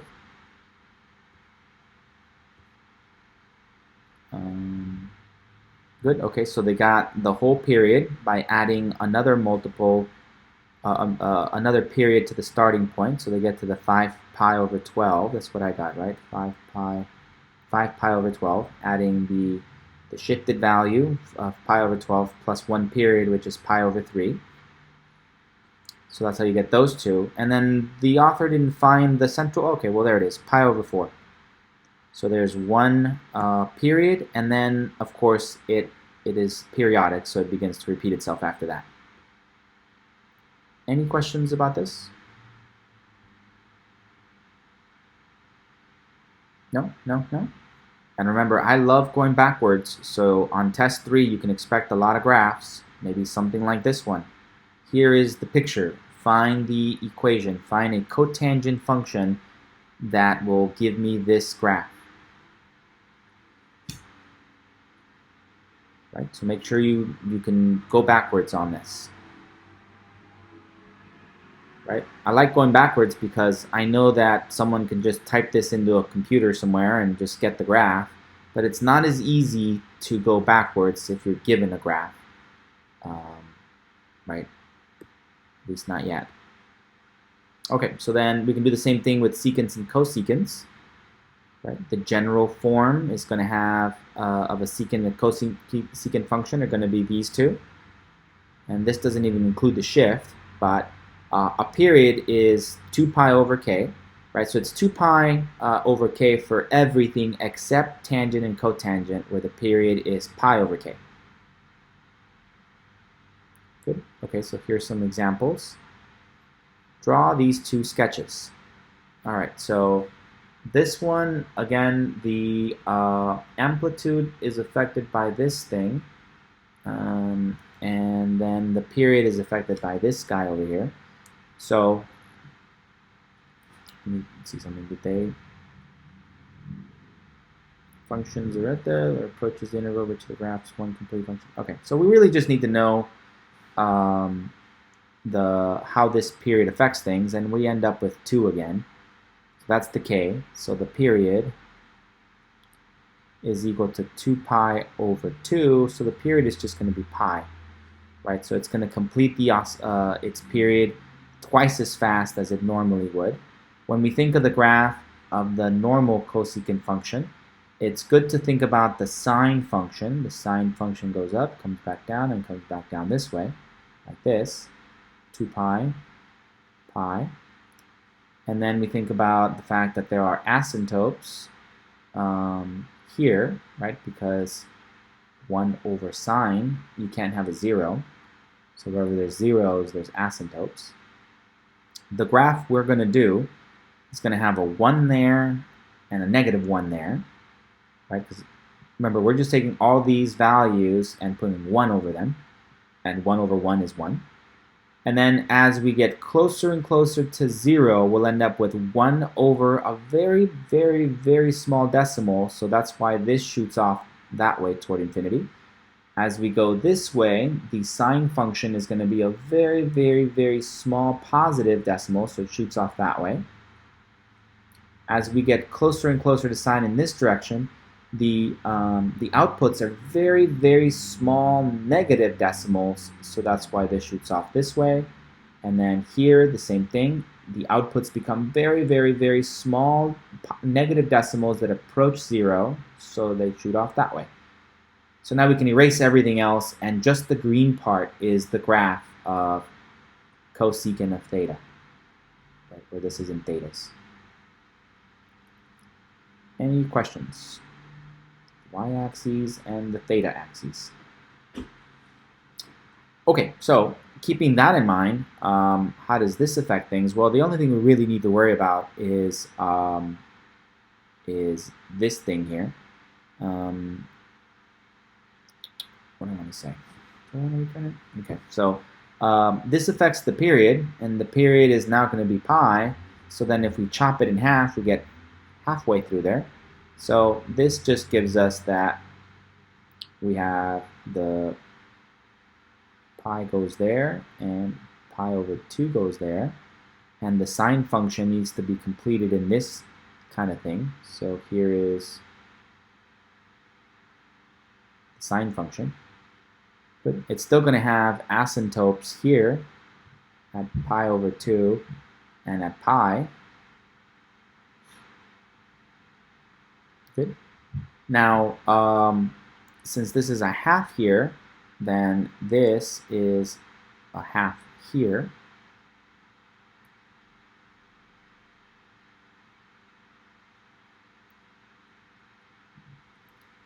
Actually, let me check and make sure that, did they do it with, just want to make sure my thing matched what they did. Okay, whatever, it's fine. Right, so this affects the amplitude, so that goes up to half, and finally we're ready to graph our function.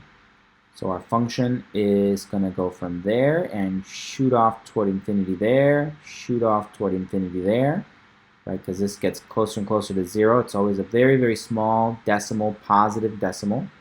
And then from here, it shoots off this way, and from here, it shoots off that way. And then it's repetitive, right? It's periodic, so it begins to repeat itself after that. There'll be another one that goes there, another one that goes over here, there'll be another one that comes over here. Good. Any questions?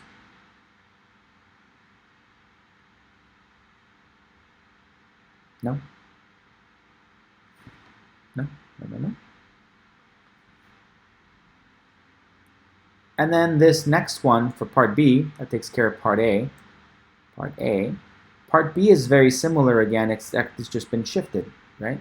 We still have this amplitude affected by a half, and when I factor out a 2, the constant that affects the period will still be a 2. We'll just end up with a slightly different horizontal shift. Right, so for part B, I want to rewrite this as y equals to 1/2 cosecant of 2x plus 1/2 times pi over 2. Right, that way this 2 and this 1/2 cancel, and so therefore it'll end up being y equals to 1/2 cosecant of 2 parentheses x plus pi over 4. Okay, so the whole thing has been shifted to the left by pi over 4. So I want to take this image and shift everything that way by pi over 4. Right? Everything gets shifted that way by pi over 4. Okay, so this point gets shifted that way by pi over 4. That makes that easy. Keeping in mind that halfway between these was pi over 4. So the new 0 goes over here to, not the new 0, the new place, the new vertex point of this parabola gets shifted over to where the input is 0, and we shift everything by pi over 4. Okay, so let's do our sketch. Go this way, we go this way, and then everything gets shifted to the left by pi over 4. So we'll end up with this goes this way, like this, like this, like this, and like that, where this is negative pi over 4. This is 0 now, which means that this is going to be pi over 4. And then over here is going to be 3 pi over 4. And then here we have pi over 2. Sometimes useful to think about them as decimals. So we used to have, in decimal format here, 0, and then we used to have 1/4 0.25 pi's, and then 0.5 pi, and then this one was 0.75 pi, and then a whole pi, right? So 0, 1/4, 50 cents, 75 cents, 1, and then we shifted everything to the left by 1/4, so it went back to negative 0.25 pi, then 0, then 1/4, 0.25 pi, then half a pi, 0.5 pi, and then finally 0.75 pi. Right, so if we take 0, 25 cents, 50 cents, 75 cents, and $1 and shift everything to the left by 1/4, we start off by negative 25, 0, then 25, then 50, then 75. Good. Okay, so from there we can see our asymptotes are going to then be here, and here, and here. And then we can graph our function from there and say that this guy goes up that way and goes up that way, and this guy comes this way and goes that way. And then of course these guys were still half, So here we still have this as a half. And here this still went down to -1/2. I know, pretty ugly graph. Messy, but hopefully you get the point. Any questions? No? No? Zoom out a little bit more. We can capture the whole thing. So let's see if we can, let me erase this thing, that's not needed. And let's erase this thing, that's not needed. And let's erase this thing here, that's not needed. And this thing here. Okay, so what we have is that this one is A, so this graph, this graph right here is 1/2 cosecant of 2x, and now that it's been shifted to the left by a couple of units. Oh, in fact, also we should erase the original sine function. Let's see if I can do that. There. Just the green part is our answer, right? And same thing over here, just the green part, so we can get rid of the sine function. And so here, this guy, oops, I want to do this guy is 1/2 cosecant of 2x plus pi over 2. Questions?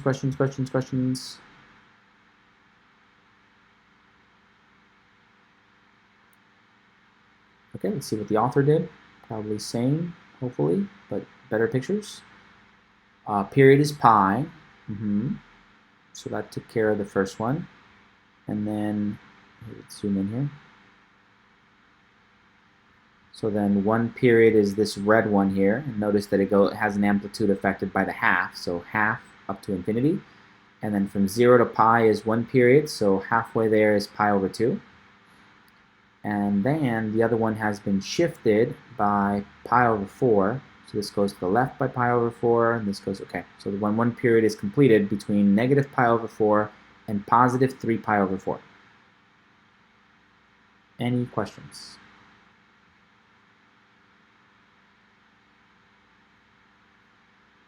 No questions? This is the answer to part A, right here. Y equals to 1/2 cosecant 2x, this red one. Notice the half, notice the places where the vertical asymptotes are located. And here we have the other one, part B, y equals to 1/2 cosecant 2x plus pi over 2. And again, notice where the asymptotes are. And again, make sure you can go backwards. If I just gave you this picture right here and I said find a cosecant,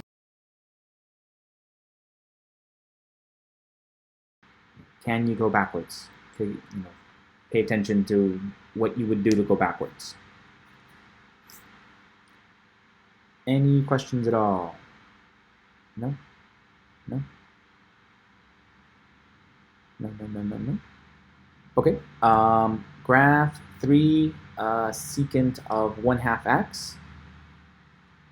All right, so another example. So first of all, this affects our period, right? So our period is going to be equal to 2 pi divided by 1/2.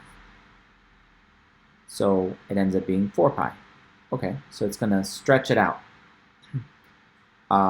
So cosine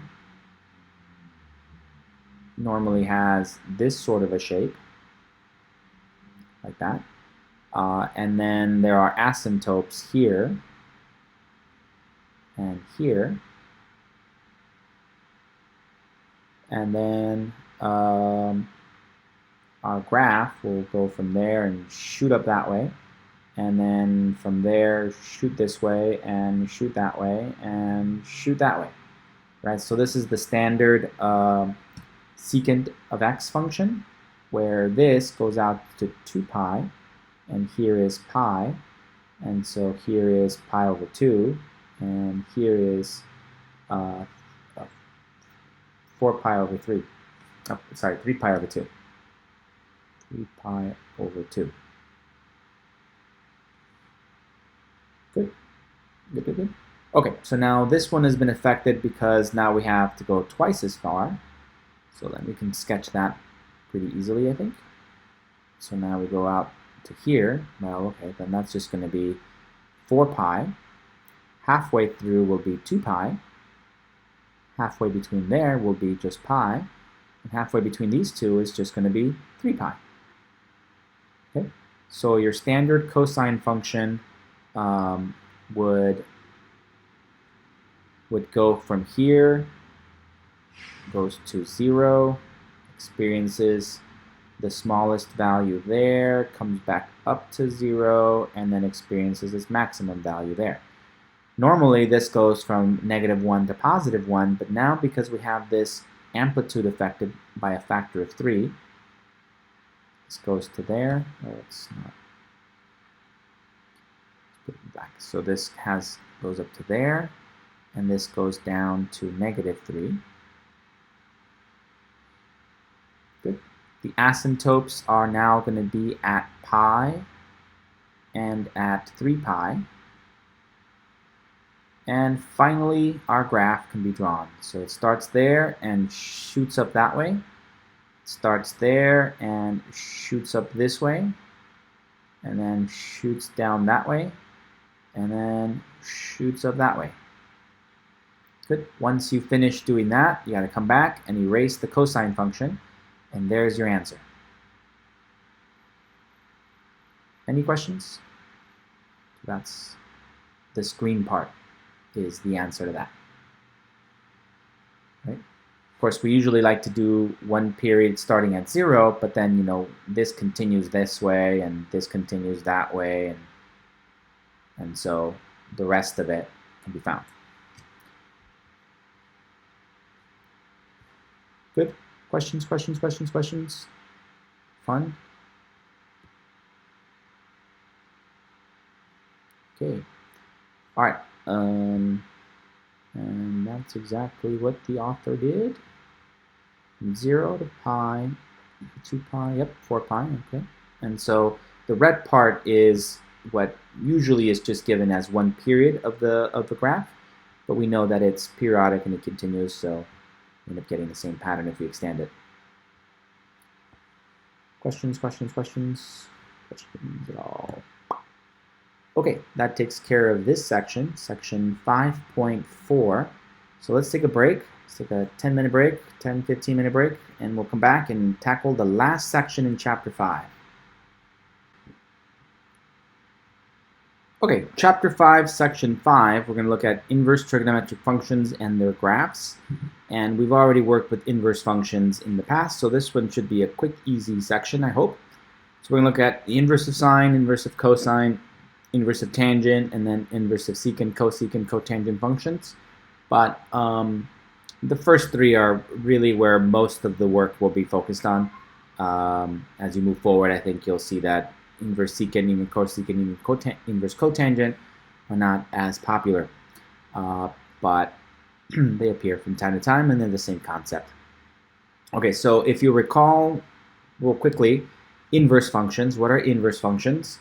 Two functions are inverse functions if they undo each other's operations, right? So just a quick little review of what that means.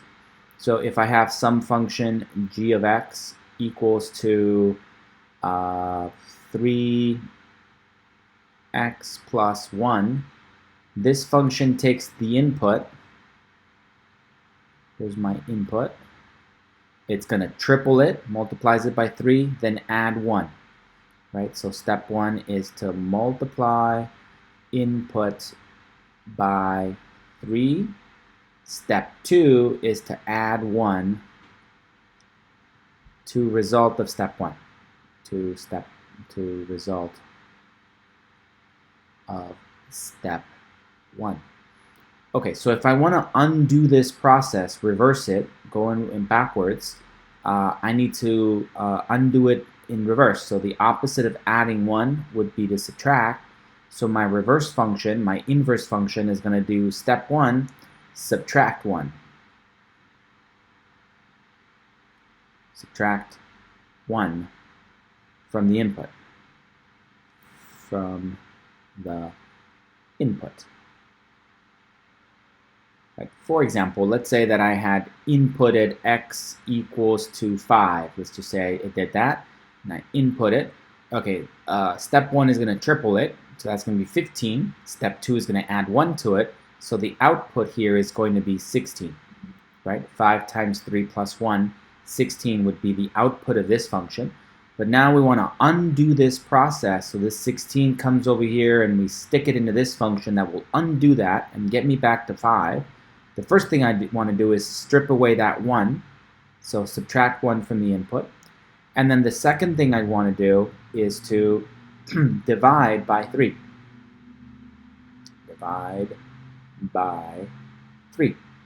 Good, okay, so then the 16 comes here, we take away 1, and then we divide, well, we're going to divide the results of step 1 by 3. Divide the result of step 1 by 3. Okay, so then that's how we get back to a 5. Right, we punch in all that, and the output gets you back to 5. So this sequence of steps will undo that sequence of steps. And to write this sequence of steps in math terminology here, we would write it as a function notation. The input gets subtracted by 1, and then the whole thing gets divided by 3. Right? So this is some other function f of x. And these two undo each other, so the notation we adopt is that we do this little -1 thing here. So instead of calling it f of x, you can call it anything you want, but instead of calling it f of x, I would call it g of, and then put a little -1 there. And that automatically lets people know that there's a connection between these two functions. Right? They're inverses of each other. They undo each other. We're good? People remember what that means? Inverse functions? Good, good, good, good, good. Okay, in order for an inverse function to exist, it must be a one-to-one function, meaning that for every input, there's one output, and for every output, it's the result of a unique input. That has to be true because if we try and find the inverse function, say we had an inverse function, say h of x here.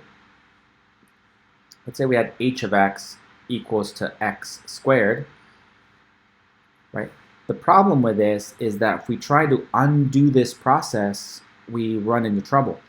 Because if we input a x equals to 5 into this function, x equals to 5 into here, okay, the output is going to be 25.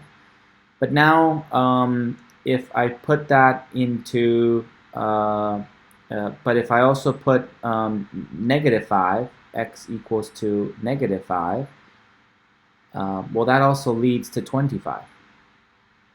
Right? -5 squared is 25, and 5 squared is 25. So now if I want to undo this process and go backwards, when I want to go backwards, how will I know whether I should go over to 5 or whether I should go over to -5? Good. Does that problem become apparent? Graphically, what happens is that if I have my y-axis here, my x-axis here, and I have the parabola like this, here's the parabola x squared. So we know that the values 5 and -5 both lead to 25.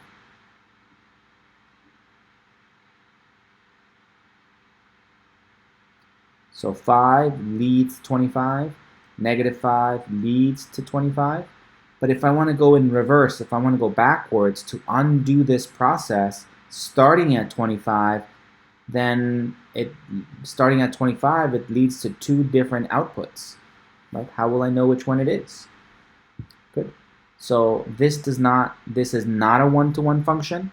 So therefore, we do not have a function that can represent its inverse. Right? It does not have an inverse function.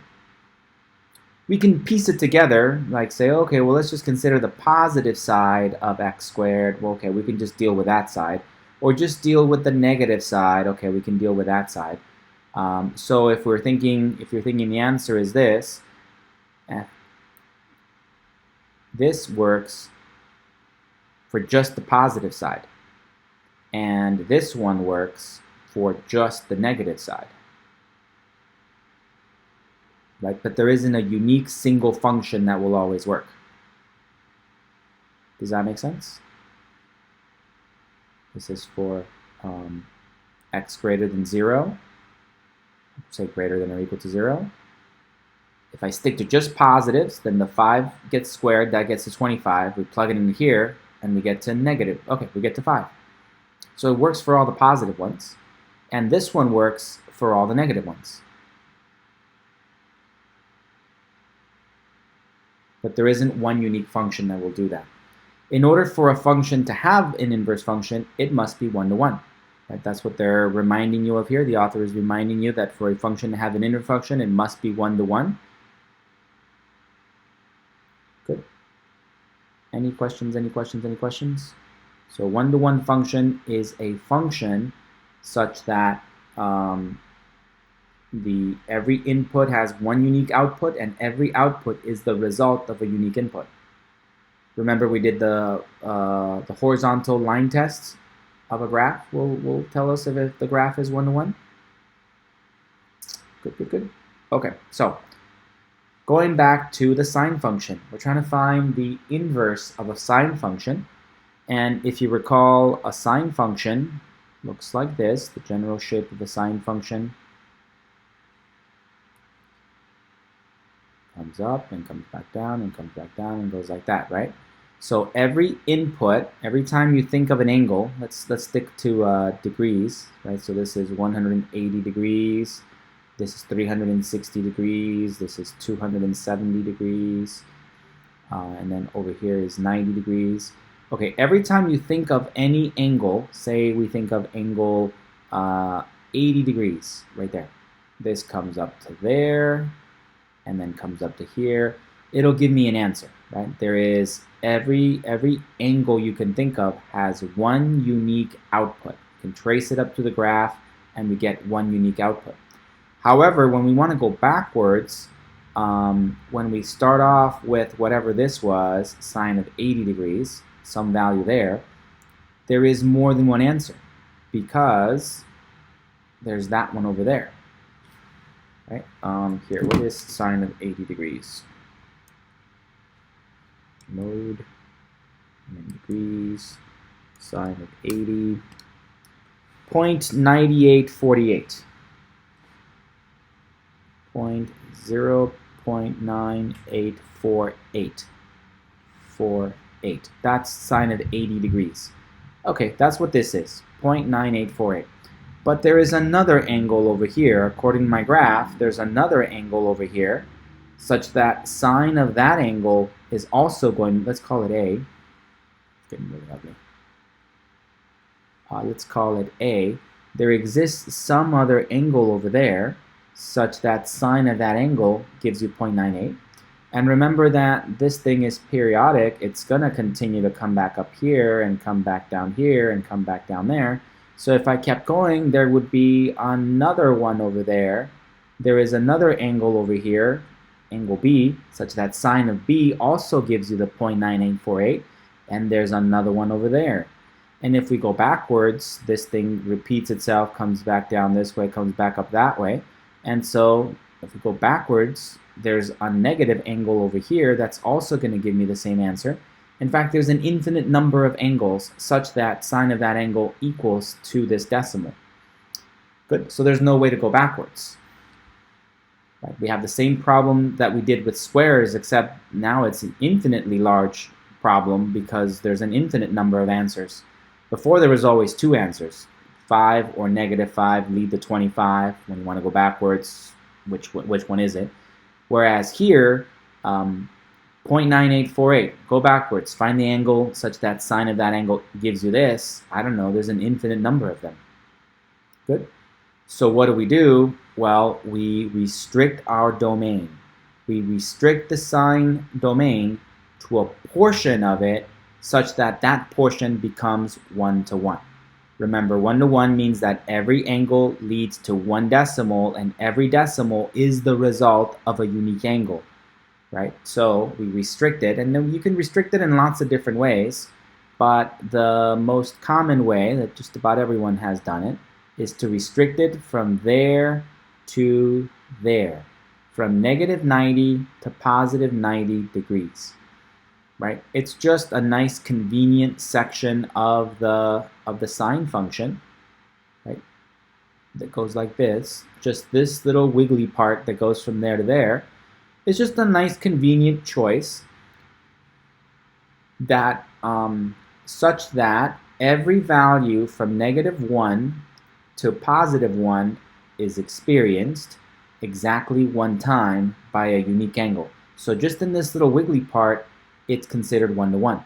Every angle maps to one unique decimal, and every decimal is the result of a unique angle, sine of that angle. Good? Questions, questions, questions, questions? So here's another graph of the same thing. Here's the sine function, periodic, and they've just chosen to go from there to there. We restrict our domain from there to there. And so this is negative pi over 2. And here is positive pi over 2. Good, so just that little part right there becomes this little part here. So in this little part, the sine function is 1 to 1. And so therefore, in this little part, we can define the inverse function.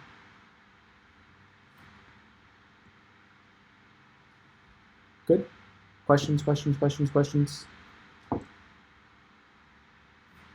No? So sine, so if we have f of x equals to sine of x, and we create a little table, let's go back to degrees. We want to go from negative 90 degrees, negative 60 degrees, negative 30 degrees, negative 45 degrees, 0, positive 45, positive 30, positive 60, positive 90 degrees.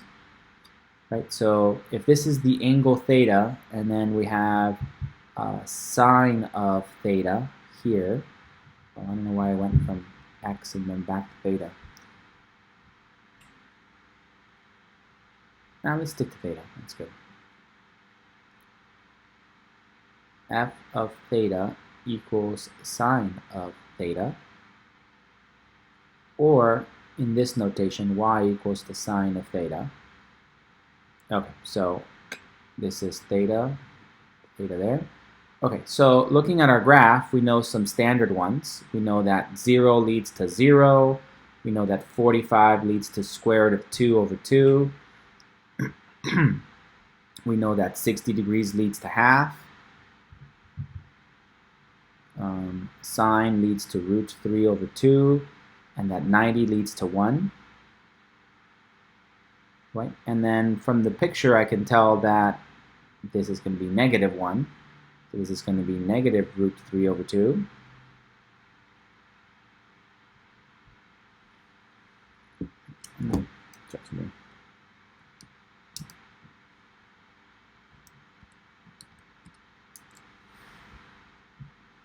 Anyway, okay, so this is going to be negative 1/2.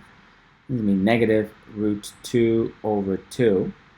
Okay, so now if we compare this over to the inverse function, the inverse function is going to be something where you input the, when you go backwards on this thing. So it's going to be a function where we have y, and we're going to input it into the inverse function of y's. Right? So here, it's going to be a new function such that sine inverse of y equals to sine inverse of y, like this. Right? So here, if we input a negative 1 into this function, it should pop out 90 degrees. Good. And then if we input a negative 30 degrees, negative 1/2,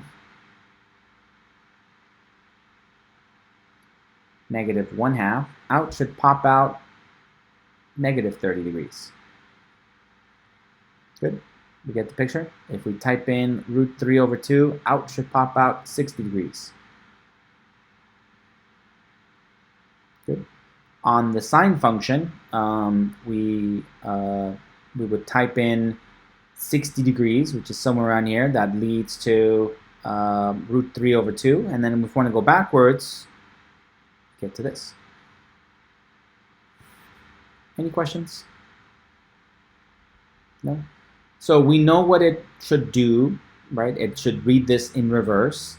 So we can get to it, we can solve it for simple values, the standard angles, and we can just know the answer by knowing these standard values.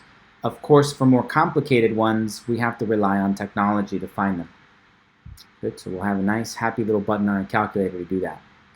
If we went through the trouble of graphing all of these, okay, so this would be negative root 3 over 2 maps to negative 60 degrees, and negative root 2 over 2 maps to negative 45 degrees, 0 maps to 0, 1/2 maps to 30, and 1 maps to 90.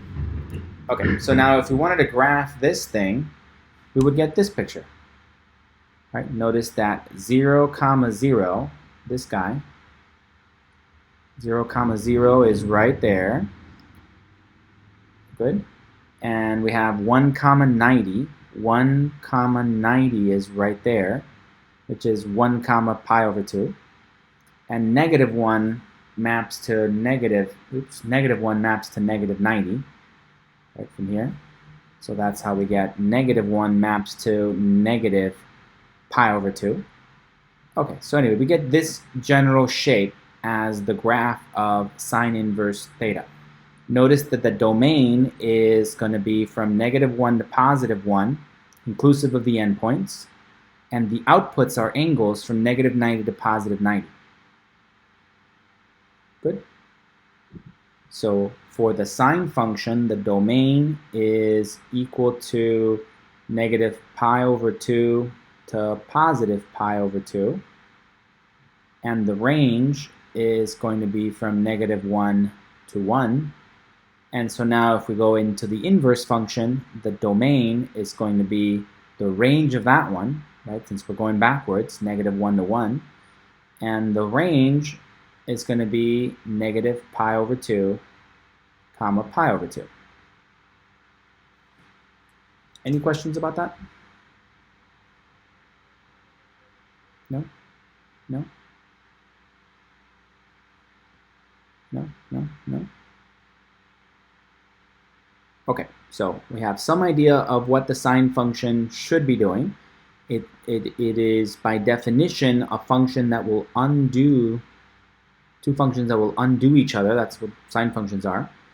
So sine inverse of x equals to y, if and only if it's true that sine of y equals to x. Right? So this is, by definition, of our functions. So therefore, if we take a sine inverse function and evaluate it into a sine function, these two operations undo each other, and we get back to where we started. Right? And that's for any value that is in the domain of sine inverse. And the reverse is also true, that if we start off with a sine value, sine of x, and then plug that into a sine inverse of x, we end up with the same thing. And this is where x is any value in the domain of sine, and it would be true. Good? Questions, questions? As long as you stick to the domain is the key to that. Oh, it's right here. So this is true for any value in the domain of sine inverse, and notice that the domain of sine inverse is between negative 1 to 1. And that it's true if we do it the other way around, and that's for any value x in the domain of sine x, once we've restricted it, right? The domain of just general sine of x is all real numbers, but we've done a restriction where we've restricted it to be the range between negative pi over 2 to positive pi over 2. So as long as we start off with any angle in here, we'll get back to where we started. Questions, questions, questions, questions? Okay, so let's do a couple that we can do without any technology. So we got to go back to our standard triangles to do these things by hand. So we know we have two standard triangles. This is 60 degrees, this is 30 degrees, this is 1, this is root 3, this is 2. Right? We can get this from an equilateral triangle with all the sides of 2. We've done that several times now. And then this is 45 degrees. This is another 45 degrees. This is a right angle. This is a right angle. And this is 1, 1, root 2. And then also remember that, I remember them in terms of degrees, but we can also think of them as radians. So this is pi over 3. This guy is pi over 6, and this guy is pi over 4. Good, good, good, good. Okay, so looking at this, I can see that we're talking about pi over 3, which is 60 degrees, and sine of pi over 3 is root 3 over 2. Good. And then root 3 over 2, if we plug that into sine inverse, should bring us back to our angle of pi over 3. Let's do a graph of the sine function here. So the sine function, well, it goes up this way and comes back this way and goes back that way. And this kind of comes this way like that. Okay, so pi over 3, that's going to be like 60 degrees. Let's say it's like right around there. 60 degrees. That leads to this number there. That's going to be the root 3 over 2 is that number. And then if we plug it into the inverse function, the go backwards function, reverse it function, we get back to 60 degrees. So this guy is going to be pi over 3. Any questions?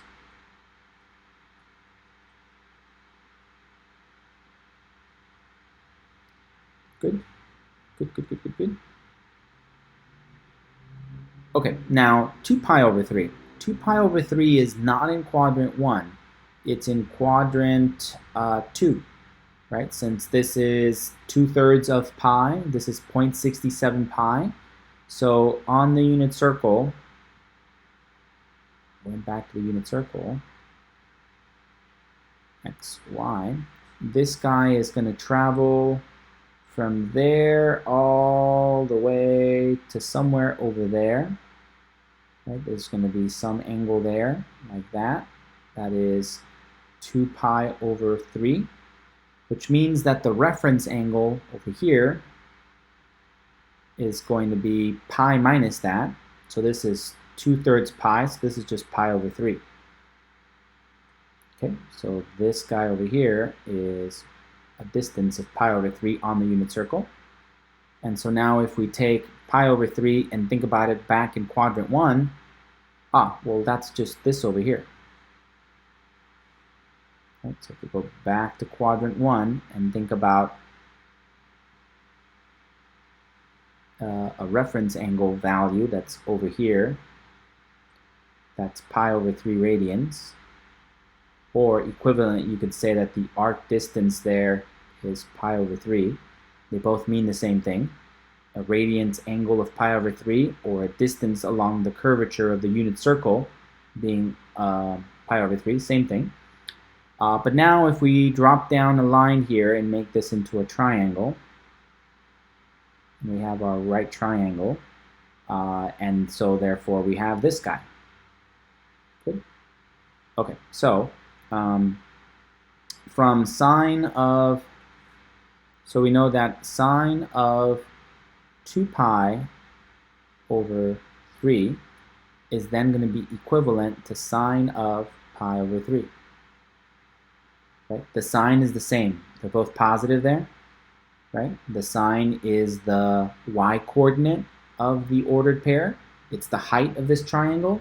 And y is going to be positive in quadrants 1 and quadrant 2 So even though I want to know this one over here, the y part of it, the height, the distance in the vertical direction is going to be positive, and it's going to be equal to that one, right? And they both equal to root 3 over 2. Good? Questions, questions, questions, questions? Okay, and also note that 2 pi over 3 back to degrees, what is that? Well, that's going to be equal to 2 pi over 3 times 180 over pi. The pi's cancel. Pi's cancel. 3 goes into 180 60 times. It's equal to 120 degrees. Okay, so here is 90 degrees. Here is, what did I do? Oh no, I'm sorry. This is, erase this.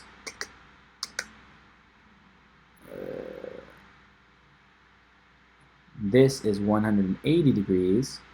Here at the top there is 90 degrees. So 120 degrees is somewhere over here.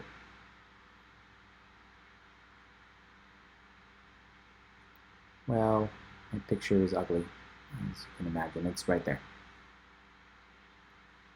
Oh, it's going to be ugly. What did I erase? Ah, I knew it.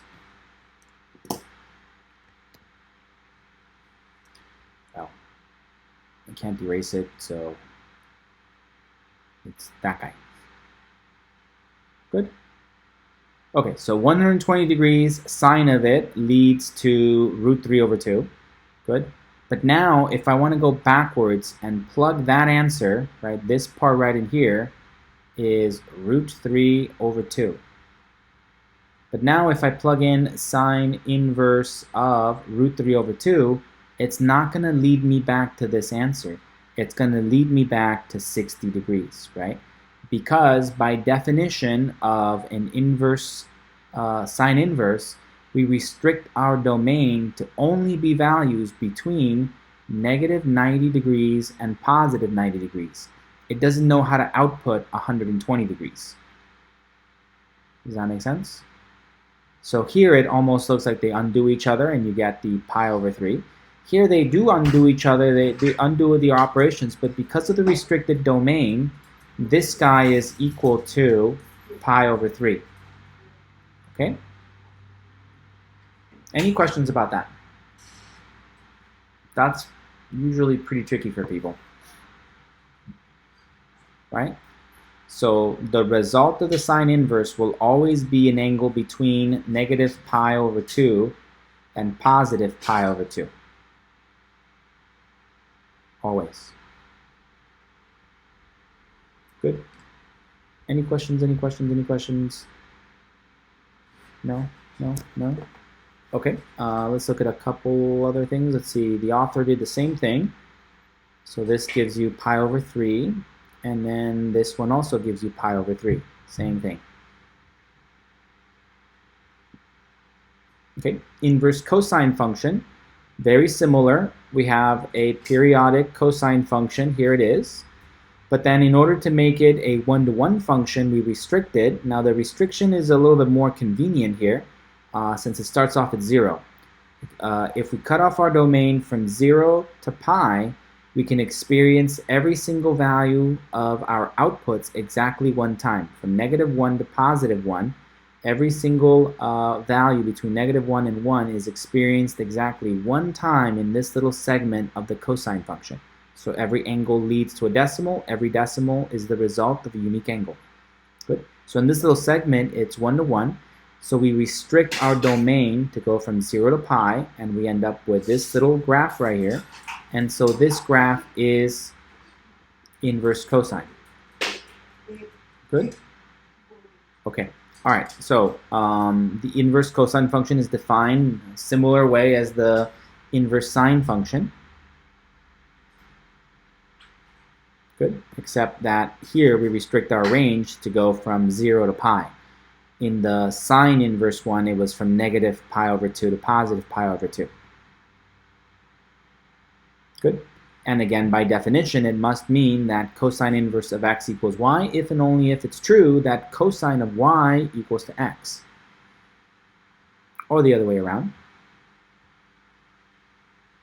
Good, good, good, good, good. And so when we do cosine of cosine inverse of x, that must be equal to x, as long as x is in the domain of cosine inverse.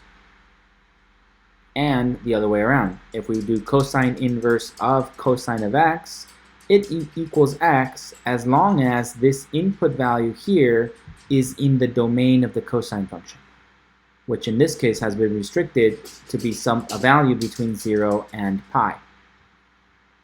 Any questions about that?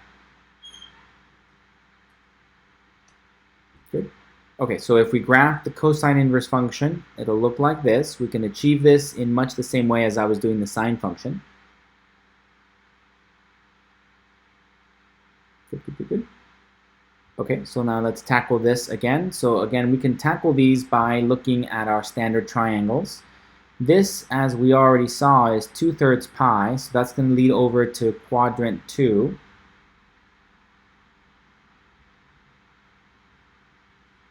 So that's going to lead all the way over here into quadrant 2. And then there's an angle there that's 2 pi over 3. So therefore, this reference angle is going to be pi over 3. So we already know that. And cosine is valid between 0 and pi. So this is just going to give me 2 pi over 3. Right? No problems there. Good, good, good, good, good, good. Okay. Remember that if we have this thing over here, and we have pi over 3 is 60 degrees, so this is pi over 3, this is 1, this is root 3, this is 2, and cosine of 60 degrees, cosine of pi over 3 is equal to 1/2. Good. And so when we plug in cosine inverse of 1/2, it should lead me right back to pi over 3. Good. Questions, questions, questions? General sketch is that cosine does this kind of a thing. And we've restricted our domain for the inverse function to just be this part right there from 0 to pi. And so 2 pi over 3 is between 0 and pi, so it'll give me the result I want. Oops, it's equal to negative 1/2. What's happening here? This is equal to negative 1/2. So cosine of pi over 3 equals to positive 1/2. I didn't finish my thought there. Get rid of that guy. Okay. So cosine of pi over 3 equals to 1/2. However, we do want cosine of 2 pi over 3. That's going to come over here. And so the x coordinate is going to be negative.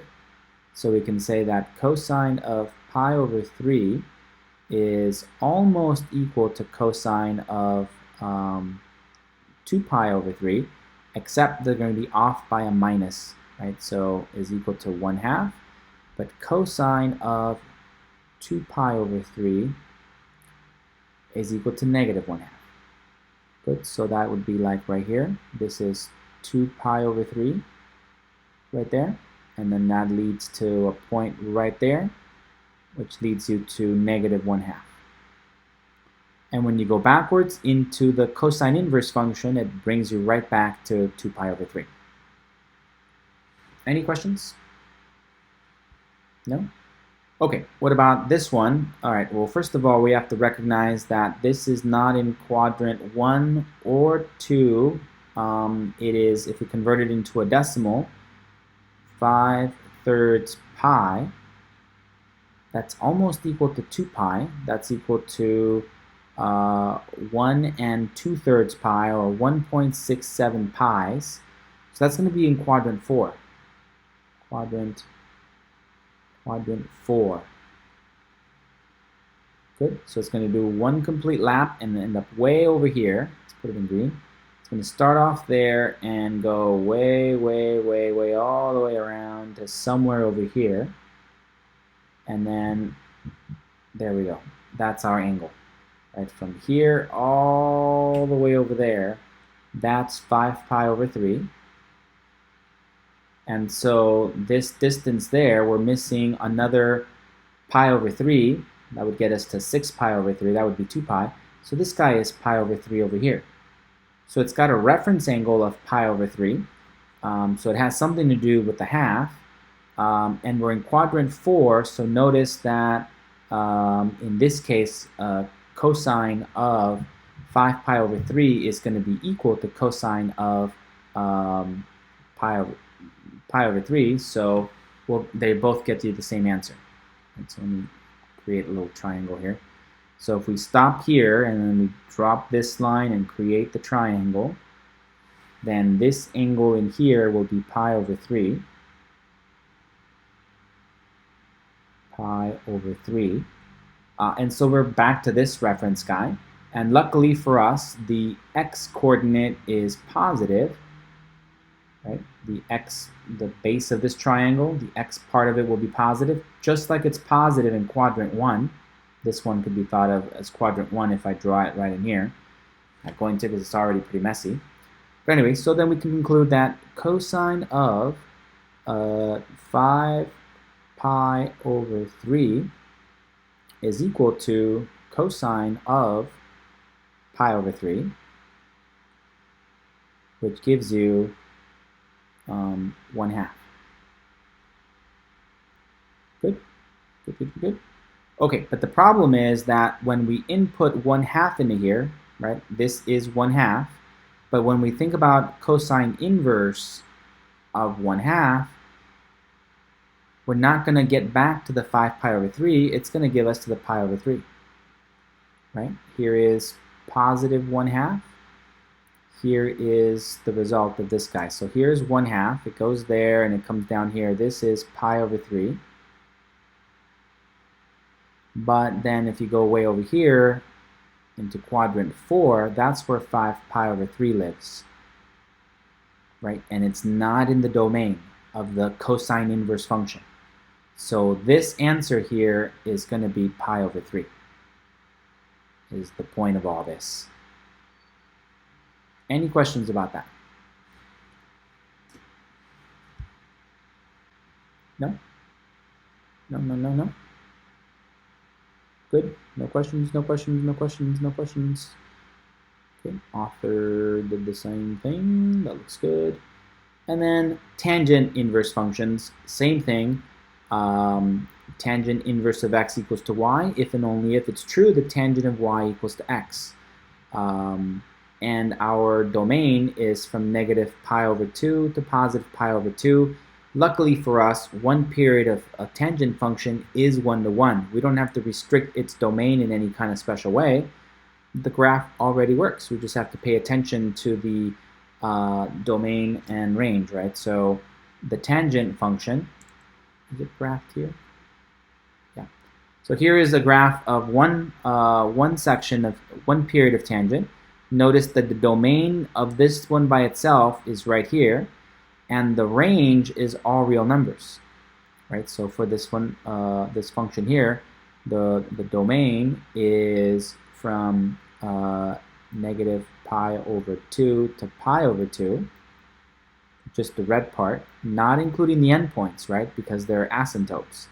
And the range is all real numbers, right? Capital R with a little slash gives you all real numbers. Good. So when we want to go and find the inverse function, look what happens to the domain and range. For the inverse function, the domain is now going to be all real numbers, right? We can input any real number. And the output, the range of this thing, is going to be equal to any value that goes, between negative pi over 2 to positive pi over 2. We can find the standard easy ones, or we can use our calculator to find the other one, since really there's only 45 degrees and 90 degrees are really the only ones we can play with. Good. So looking at the standard triangle of 45 degrees, 45 degrees and 45 degrees. No, that was 1 root 2. So 1 over 1 is tangent. So that works out fine. So this is going to be a 1. And then the other one, we have 60 degrees, 30 degrees. We have 1 root 3. We have 2. And so tangent is opposite over adjacent. So for this next one, we can see that the answer should be 60 degrees. Right, so here, this is going to be 45 degrees. Here, this is going to get us to 60 degrees. Good. Tangent inverse of 20, I give up, use a calculator. Right, so let's punch that in real quick. Make sure you know where that button is. We're almost done with this section.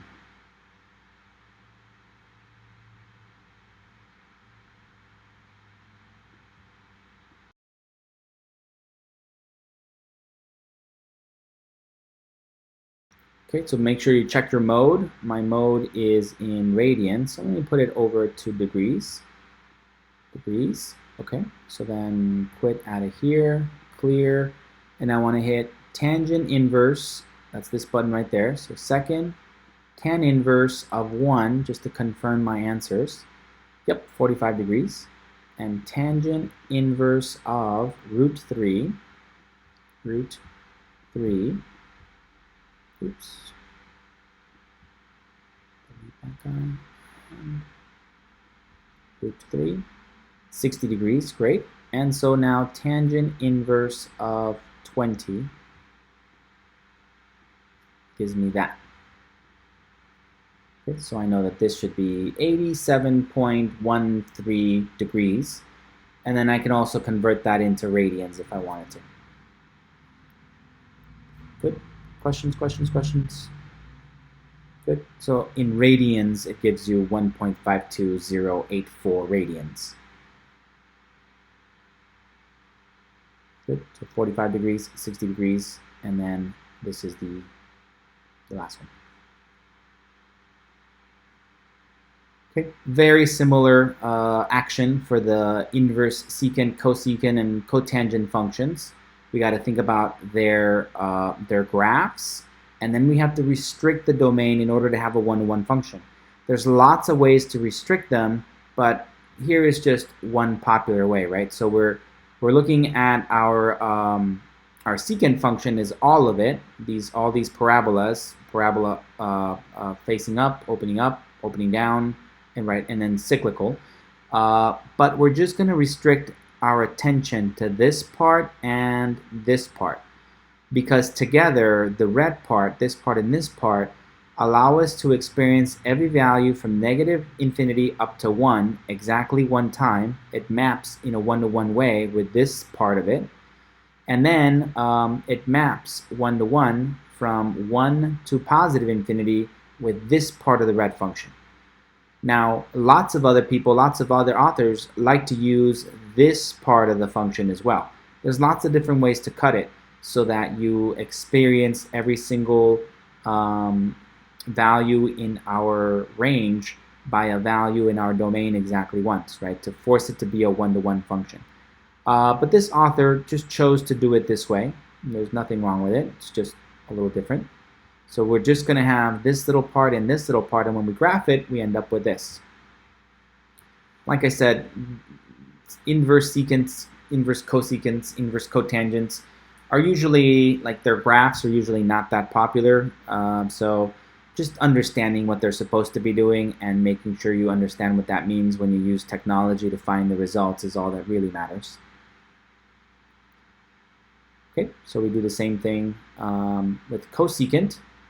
And again, here is the graph of cosecant, and then we restrict the domain to something appropriate. And there's lots of ways to cut it. This is just one such way. Okay, and finally, cotangent. So we have cotangent here, and then we don't have to restrict the domain since it is by naturally a one-to-one function from 0 to pi. So I mean, we do restrict the domain from 0 to pi, but it gives you a nice period, a nice complete period of cotangent. So here is its graph. Any questions at all? No? No? No? Okay, try the homework out. We should be done with chapter 5 now. And we'll open up discussions for questions on Monday, right? Today's Thursday. So I'll try and grade the test this weekend and get it to you as soon as I can. You guys move forward with homework on chapters 5 and 6, and if you finish all that, you want to get ahead, you can jump forward to chapter 7. And I will see you on Monday. Have a good weekend.